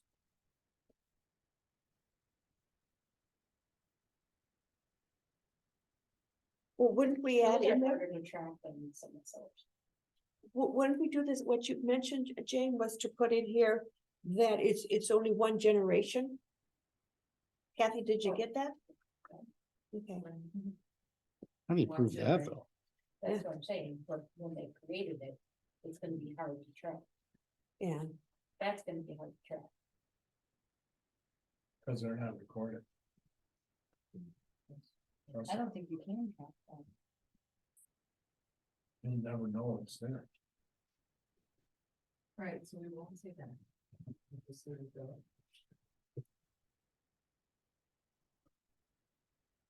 also D is sewer and water right there too, Kathy. See that? I'll do a search on sewer/water. Mhm.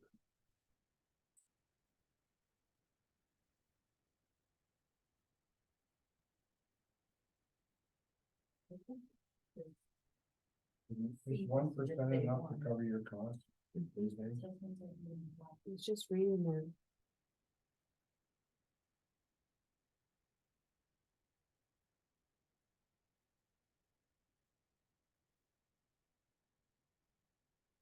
Husband payment. Will be by the 31st of the year. Final assessment. Just to get us ready, because by November 15th, if we put it on the tax bill, if it's not. Mhm. And the board was okay with like 10-year, pay over 10 years.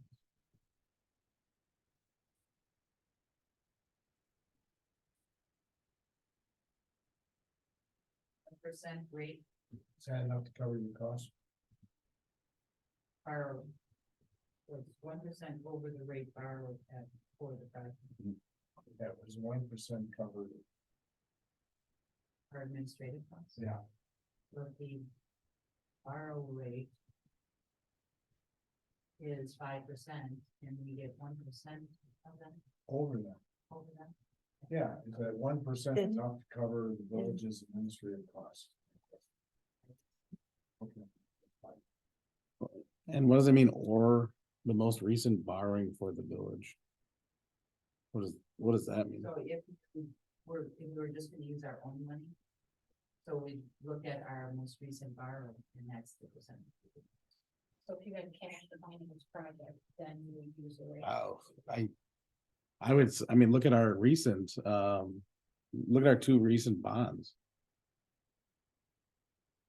What was the last one at? No, it was more than that. I know, I'm just saying, but our last bond quote Oh, cool, okay. was what? We were in the sixes, Yes. and our last one before that was 3, Correct. so. Wait till after the election. But what this means is that if your last borrowing was at 6%, we would charge the assessment. At 7%. Right, But what he's saying is, But, if we yeah. haven't borrowed, like right now, if we were to do this project, oh, then we would be looking at 4%, and we couldn't borrow. Yeah. Right now, so it would. Well, then I wouldn't buy now. I wouldn't. Then we would.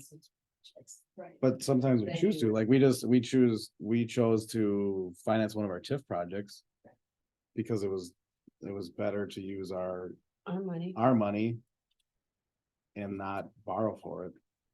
Can you do something about the average of the current rate in cases of the financing? but it says the most recent borrowing. And yeah, that's a solution. I'm just saying, I don't think the most There's a recent, municipal index we could use. You go with them, you could use that. Who you. Moody's. Who's the village work at ours? Sellers. Call that, there's a name for it, there's a municipal bond index, we can use that.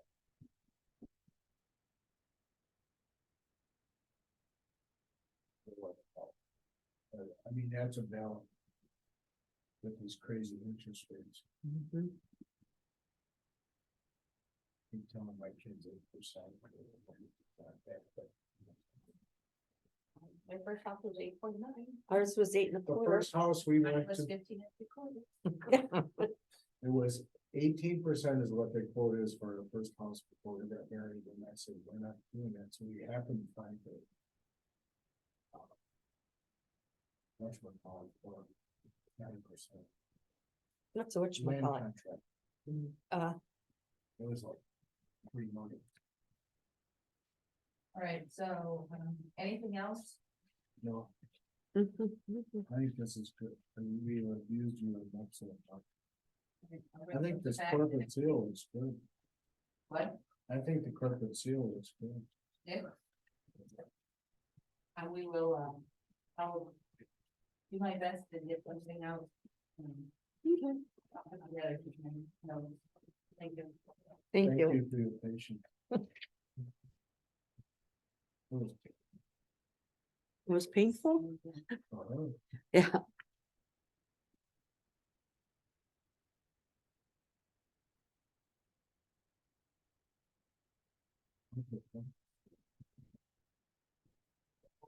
Miss. I can talk on it. All right, anything else on 6A? Yeah, Moving let's move. Hurry. 6B, discussion and necessary action regarding tentative timeline for Circle Crest Park utility service. So we laid out that timetable at the last utility and it was taken back to the board. And correct me if I'm wrong, but the two highlighted ones, Kathy, were the ones that changed. Those are the two, yeah, those would be added in November, and November 30th kickoff with the residents. The board felt that they didn't, that we didn't want to leave them in a, never facing them until later on when the deal is done. We wanted to get in front of the residents earlier than later. And so the sooner the better. But we can't give them any figures though. No, No. it'll be, this is what No, we're doing, yeah. and they can give us, Mhm. but we get an understanding if 90% of the people in the room are saying we don't want sewer. Then the board has the ability to make an informed decision. Most of them are gonna be hot and don't want sewer because of the cost. Although well, they don't know the cost. I don't care what the cost is. They'll say it's too expensive. Yeah, I've had some that came in and asked for sewer. They That should- if you're gonna rip up the road and you're gonna put in water. Well, yeah, you makes might as well put in the sense. Sewer, some of the people make sense. As long as it's presented to the people that this is the cheapest you're ever gonna get sanitary sewer. Yeah, If you ever need it in the future, it's gonna be one lot more. And they need to be told that, so they understand. They can voice their opinion, whatever they want, but they need to be told that. They're never gonna get it cheaper. good idea. So we added that, we also, put down the January 17th joint meeting. Mhm. That's your regular meeting, and, we're gonna do a joint meeting with the village board, so we can actually discuss the final report and the bid docs and how the. It's gonna be Which ready by direction? then? Preliminary. Because. So then, the final discussion can be sewer, no sewer. Those types of questions have to be put in before he does his final. The geotech stuff will be done, yeah. That was all. Oh, then I'm not worried about that. I'm worried about we're gonna. This says bidding doc. And then in Yeah, February, preliminary. we do another resident meeting, Look. just to update them on where we're at. What the documents going out for, we just didn't, the board was not in favor of. Having a meeting with the residents after we actually, Look, have the notice out, have the bids out and back, and we're awarding it the next day. mhm. So we want to get feedback from the residents prior to actually going out to bids. I would say that if we're gonna do this, because this is gonna be public information at January 17th, it should say the geotech and final report, bidding documents and estimate. Project. 'Cause that third piece is gotta be done by that. The estimated, Estimated project cost. That should be that joint meeting on the 17th. okay. If we're I gonna got it do down. it, I have it. Is that possible? So is the committee expected to be, I already have an obligation on the 30th, so I'm like, November 30th. I don't know if the committee was supposed to be at these meetings as well. We're not gonna have it here. we're gonna have- Yeah, We're gonna get fire fire station. But, There's so much fun there. you have a prior commitment, that's fine. We'll tape it for you. I mean, you can always join in on Zoom if you, Yeah. if you're. I'm the public hearing that day. Yeah. Forget it. Well, It's Public Service Commission, what so time no, is- it's gonna be nice. What time is your meeting start? Mine actually starts at 4 o'clock, so I See, so we might still be going on at 7, 8 o'clock. Oh, are we gonna Then start you got that the one number at, of people that want to really talk to us. are we gonna have that at 5 o'clock? No. No, because that was the one the board was. Right, right, I'm These, thinking, the 17th, the meeting on the 17th, 5 o'clock will work. okay. The other one on the 30th is a 6:30, I see it. 6:30, so then residents can be off work, done with their dinner. Right, The one on the 17th is gonna be at what time? It's the joint, so it's at 5. Wait, a regular meeting is not. Ours is. It is? Yeah, what time were you here today? Retirement's been good, huh? Yeah. All relative. It's 5 o'clock somewhere. Yeah. That's what it says in my shop. So the dates going down, those are, you know, wishful dates if they actually get everything comes together as quickly as we're hoping, but if they don't, they need change a bit. Did the letters all go out to all the residents? I did not because I wanted to see what you were doing. Oh, If I've got to get a letter prepared, I want to, was it supposed to be 60 something tomorrow? That sounds like a good day for a field trip. Take a walk, knock on doors and their letter. oh my gosh. I'll be happy to have the fact that they'll be able to actually come and talk to us. Not making it, if it's put in the right, if it's stated the right way, Mhm. look at it as a positive. You haven't made any decisions. You want to bring them in first to hear what you have to say. Mhm.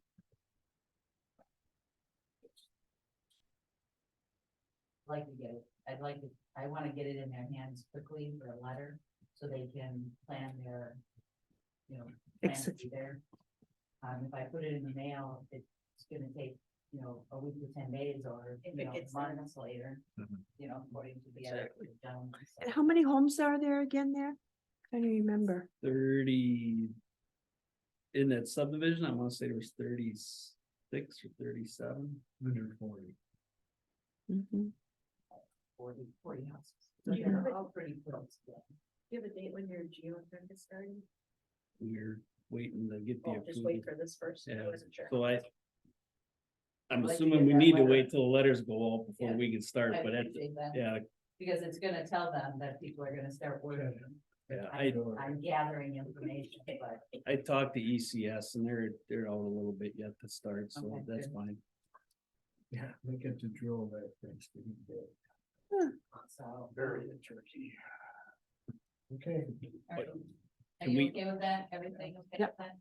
Perfect. Are Okay. we able to start though before the 30th, do you think? If you're going door to door with letters? Oh, yeah. Okay.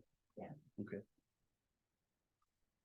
I assume the letter is going to reference the drilling. We talked about that. And you're going to instruct ECS for their people to keep their mouth shut, About what? talking to residents, say refer them to the village hall. I've had that problem before. Mouthy drill is possible. I don't have anything else on the tentative timeline. I don't know if you do, but- Nope, anyone see anything that they need sent back to the board?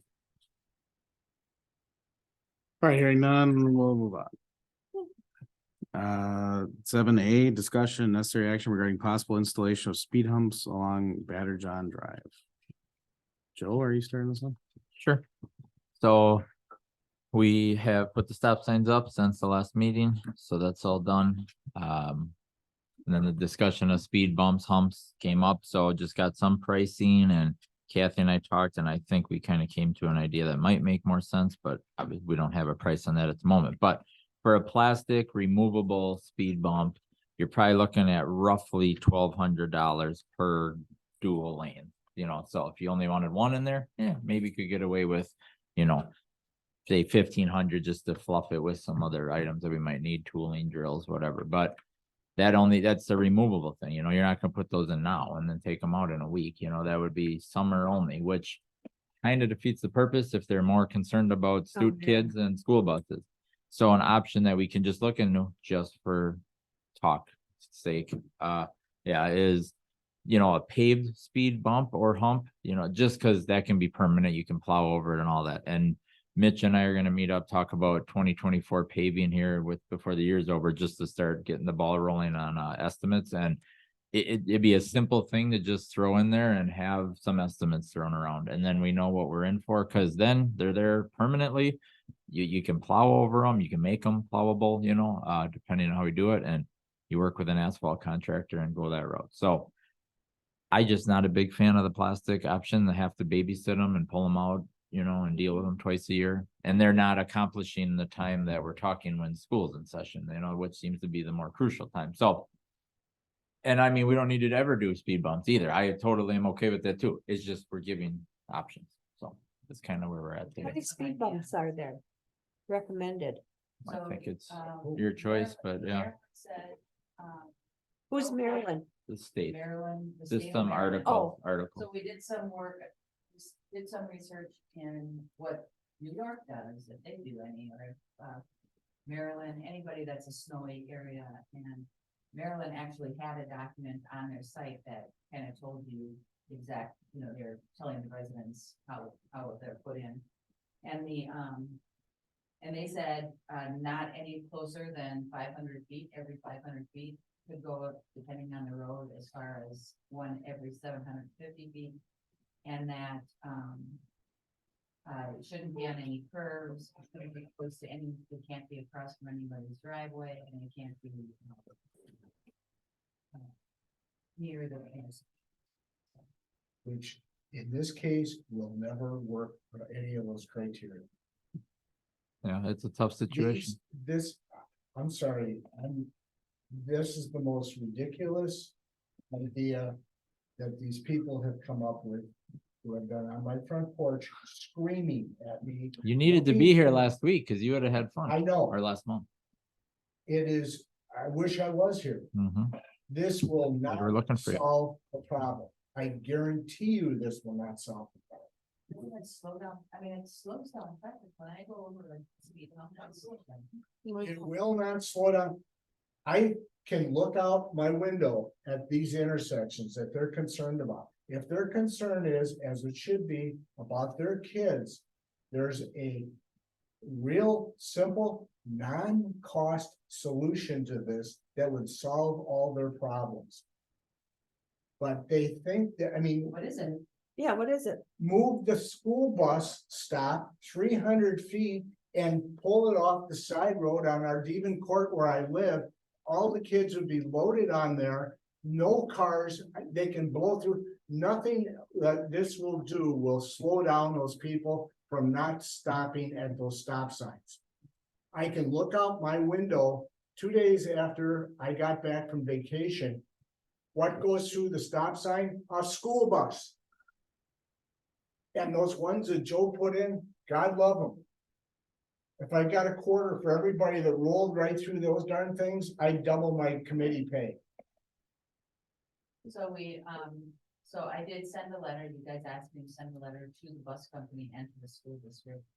The school district, said that they haven't heard any problems with, safety for children. And the school bus said the school makes the decision. But that, in my letter, I said maybe put the, pickups on cul-de-sac, so then they know they're not standing on Batter John. And they said they are.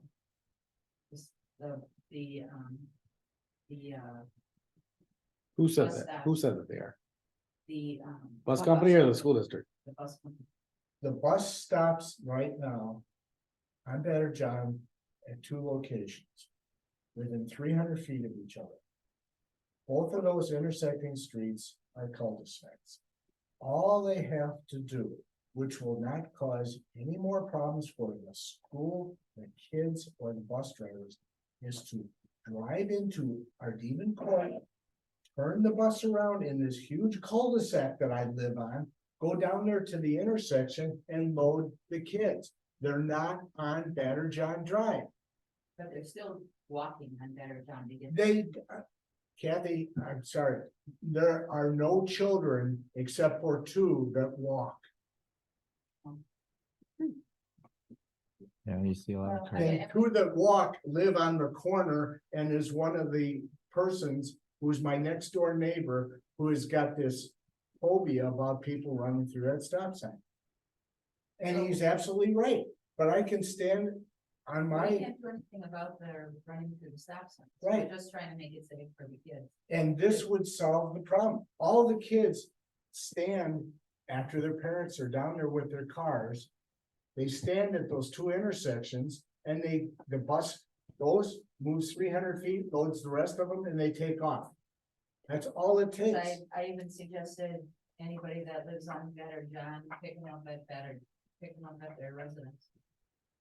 They can't, because at the end of, what the heck is it? Tandem. There's no There's, turnaround. you have the only cul-de-sac in there. The Right. rest are dead ends. The rest of them, they never put in It cul-de-sac. must be, it must be, but it's a through street, so they. No, it's not. No, just bad. Batter John Drive is the only through That's street. what in I'm this whole- talking about, Batter John. So There's- if you live on Batter John, get picked up at your house on Batter John. If you live in a cul-de-sac, get picked up at the cul-de-sac. Nobody's walking on Batter John at all. They won't, if there's multiple pickups on Batter John, they won't do it. They do it by us. They won't, So- that's, And the They pick problem up at our with it is all house, the and then kids, 2 houses down, they pick up again, and then 4 houses down, they pick up again. they have rules depending on the bus company with the school. This is a different. This is in the old days where they actually stopped at every house and That's what. that's there what are, was- there are no children on Batter John Drive, Okay. Well, then, none. And we've got another 6 lots, and those kids, if they have kids, will be driveways on the Batter John Drive. Right now, there aren't any kids, because my neighbor who's behind me, he drives his kids to school, because I don't even go into the reasons, he's a great guy. But the rest of the kids on the side, well, there's 6 SUVs parked there every morning delivering their kids.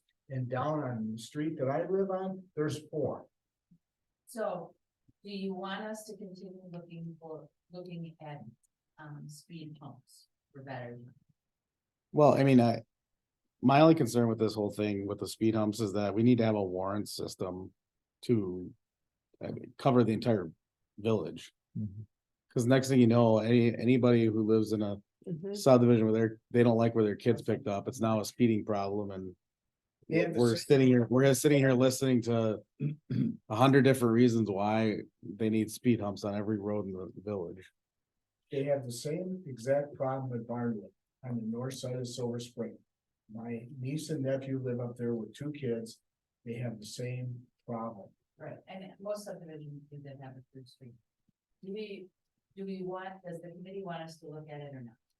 I mean, is it a waste of, Joe's time to continue looking into it? Well, you did talk about that sign policy and maybe having it rolled into that too, so maybe you wait till that's done and then we revisit this Did we again. did we abandon the whole breaking up Batter John? No, just hasn't been talked about. I don't know how that. And Well, we special talked about a assessment, cul-de-sac on one end or the other. And then do and then special assess all. Oh, sure. You might wanna move now. Well, but you're not on bad. Well, yeah, but he's in the neighborhood. I go Subdivision. I go out of that subdivision 2 or 3 times a day. More than the people, but the problem is a lot of the people that are involved with this work from home in their home businesses. And they will not listen to any reason whatsoever. All those people that were sitting in the chairs last time. I thought they were all on Batter John and they had children on the buses. No, they're on Tanamore. No, they have children that get on the bus. Yeah. So what's the listening? Right. They're on this one, Tanamore. Oh, that's it. So That's it. we'll just hold off until you guys give Yeah. us direction and move forward. Perfect. I mean, we don't even know how effective this stuff. Yeah. Hold on. Okay, sorry. We don't, aside from anecdotal neighbor evidence, we don't know how effective the stop signs are. Yeah. Okay. I mean, I was out there just as an example with my 2 grandkids. They were 1 and 3 today. We have them on Tuesdays and Wednesdays. Every day, the weather's decent. I take those kids out after their naps on those streets. We have no sidewalks, so be it. We have curb and gutter. And I can tell you, I'm going down the side edge of the road on the grass, watching people go through the stop signs like this. And it's the same thing in Barnwood, and I imagine the same thing in a lot of other subdivisions. And unless we have unlimited revenue to hire another 20 officers, and have one in every subdivision, it's not going to do any difference. The thing is the safety of the kids, and the safety of the kids would be extremely enhanced by moving the bus stop. And it costs nothing. I'm not worried about Tried the, that. They don't want to move. So. Hmm. All right, Okay, we're done with seven. That we need to post that letter on our website. just gets me. Their response. Yeah, why not? There you go. Or mail it to all the people on town. Well, I did have to laugh off the record, but going down VV today, that Vista Run or whatever, that behind Colt. I just happened to be in the afternoon. School bus stopped on VV and unloaded one kid to go into that subdivision, which if he lives in the back, I mean, that's a walk. And on VV of all roads, you're dumping kids off, you know, Right. Batterjohn's one thing, but VV, he did Our- not turn in there. They stayed Yep. on VV and dumped the kid off and he's on his own to find And his. there's probably But- 2 sorry, dozen kids in there opposite. because my son lives in. If Yeah. we're talking about, bus stop, I'm gonna tell you something that this week. I'm coming down Plainview, I'm in back of a bus. Another bus, it's coming the other way, puts on his lights and his stops, so my bus does the same thing. We sat there for 10 minutes because both of them had their stop signs out and neither one of, they were like. They playing didn't know chicken. who was. He's got a kid not coming out to the. Like, I'll walk to their house and bring Yeah. it home by now, and I could have had them at the Oh, bus faster, that's funny. but nobody can, I didn't They see were all anybody. scared. So just to clear the record, who said they're not moving the bus stop? The school district or the bus company? I'd have to check. So I'll have to check, I can send. Okay, well, I I'd mean, like to know who that yeah. would be too. if it's the bus company, The that, bus company doesn't make the decisions on the bus stop. sure. But then they say. Well, somebody's pointing the finger at somebody else and and the let's get to the system bottom of it, says because, haven't had any- well, they have complaints. Send them our YouTube link and they can see all the public record for all the people that came. And put it on them, because we can't change the bus stop. It's their function. We just sent a letter. They have 6 to 8 buses a day. no way, Yes, really? Merton School. I mean, we're making this a Lisbon problem when really this is Merton School problem. Merton school problem or whoever their bus company is, or, And Arrowhead. and, well, does the high Arrowhead school goes bus, through there? sure, okay, whatever, but this is not a primary Lisbon problem. Okay, I will do that. I got it. Moving on. They'll be on my porch. 7B, discussion necessary action regarding utility service installation for N71 W22339 Good Hope Road. So, if, I know that Linda would remember and Don, but we had one person on Good Hope Road, Christine Cole, that had asked to be put in our sewer district so she could connect.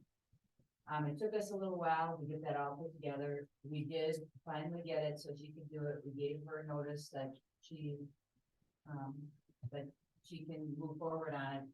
And we haven't heard anything. My question is, do we give her a letter that says she has 1 year to hook up? We only have one? Just one person. I thought we had more than. Wait, this was the property that wanted to connect? Yeah, they wanted to connect. But now we kicked out her. Now her son had to move. To his business. to Oh, another that- location. oh, that's right. Maybe the septic system can handle just the household. I don't. But she's now part of the sanitary Was district she already, She's part of the sanitary district now. or utility district? I can't remember, was she already under order from the county to either replace it or hook up? She emptied it, I think, every month. A regular conventional system. And she was just having issues and gosh, it took like a year, year and a half, I swear. Yeah. Tony. Yeah. Due process. Okay, Yeah. so what's the matter? So my question is, do we think, because she now has the ability to hook up, it's in front of her house, which is now in the utility district, does she have 1 year from the time, notice to hook up? And do we give her a letter that says, now that you have everything, you're on notice that you have 1 year within 1 year? Just like we do for everybody else. I think if that's the rule, we abide by the rule and no special people. Yeah, she was the one that moved the action to do this. Yeah. but as long as Right? we're treating everybody the The same, same. and we're notifying everybody that sewer is available, which means if it's one foot onto their property, It's sewer is available, available. right? I just don't wanna get caught if we Right. don't treat everybody. the I same. agree. Thank you, I just need direct. 7C, discussion only regarding future addition of properties to the utility district. Okay, so I got a call from gentlemen from Sewer Pack, they're working with Menominee Falls. And they were calling both us and Liz and like to see if we wanted to do something more regional. And get any other projects in so they could do it off, any other houses in, for them to consider for Lisbon. And I just wanted to bring it, we kind of talked about this. before.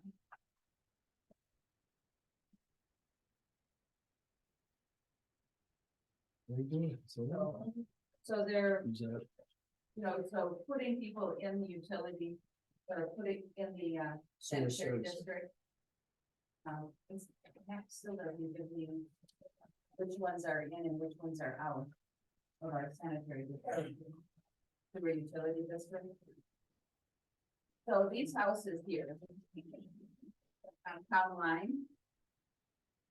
Some of them are in, some of them are out, some of them are in, this is in. But then some of these are not, This is south of the roundabout. yes. And what, yeah, these are some. Oh, there's some. North of the roundabout. And, I know we have one of those people on a holding tank ring. Because their sewer was underneath in their house, and they had their point in their house. Is that the one of the gentleman passed away? And, Husband and wife. Yeah. both went into, assisted living or something, and they were selling. Mhm. So they had to get a holding tank. So my question was, do we want to look at kind of cleaning up that corner and getting all of those properties that are currently not in the district? This looks like they're not in the district, but they are. Because this is all in the district. And it's just like, it's almost like missing teeth. Yeah. Coming through here. and the green is Lannon? The green lands over here, but this is the. Green's the mobile home park. Mobile home, okay, it's upside down, okay, Yeah. I gotcha. But So do we want to, I mean, we don't have to do this now and we could do it later, but because they said that they were working in the area, they thought, well, if you have anything to clean up, any areas you want to clean up, that's why I brought. What's the benefit to us right now? What's the benefit? So I wouldn't. they would then be all in the utility district.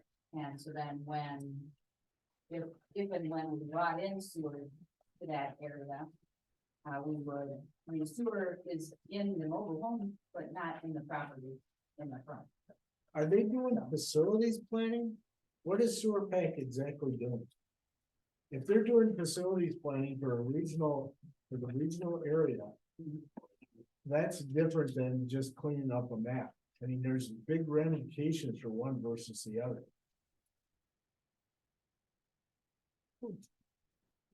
What, they send us a letter or?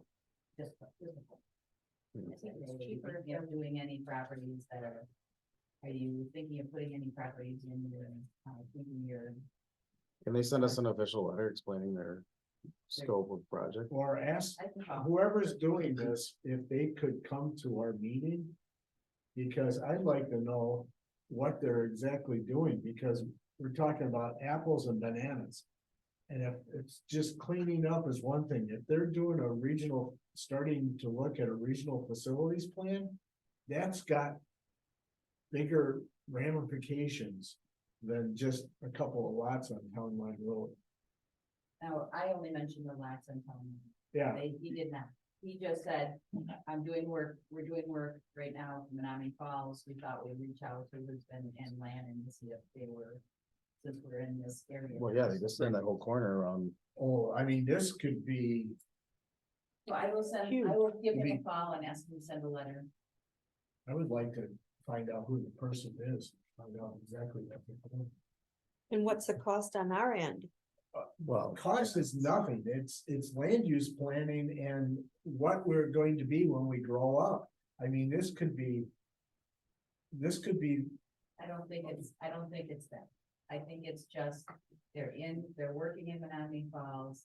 And since they're in the area, they wanted to see if the two other communities that border them are looking for any, expanding any of theirs. I believe that's what it is.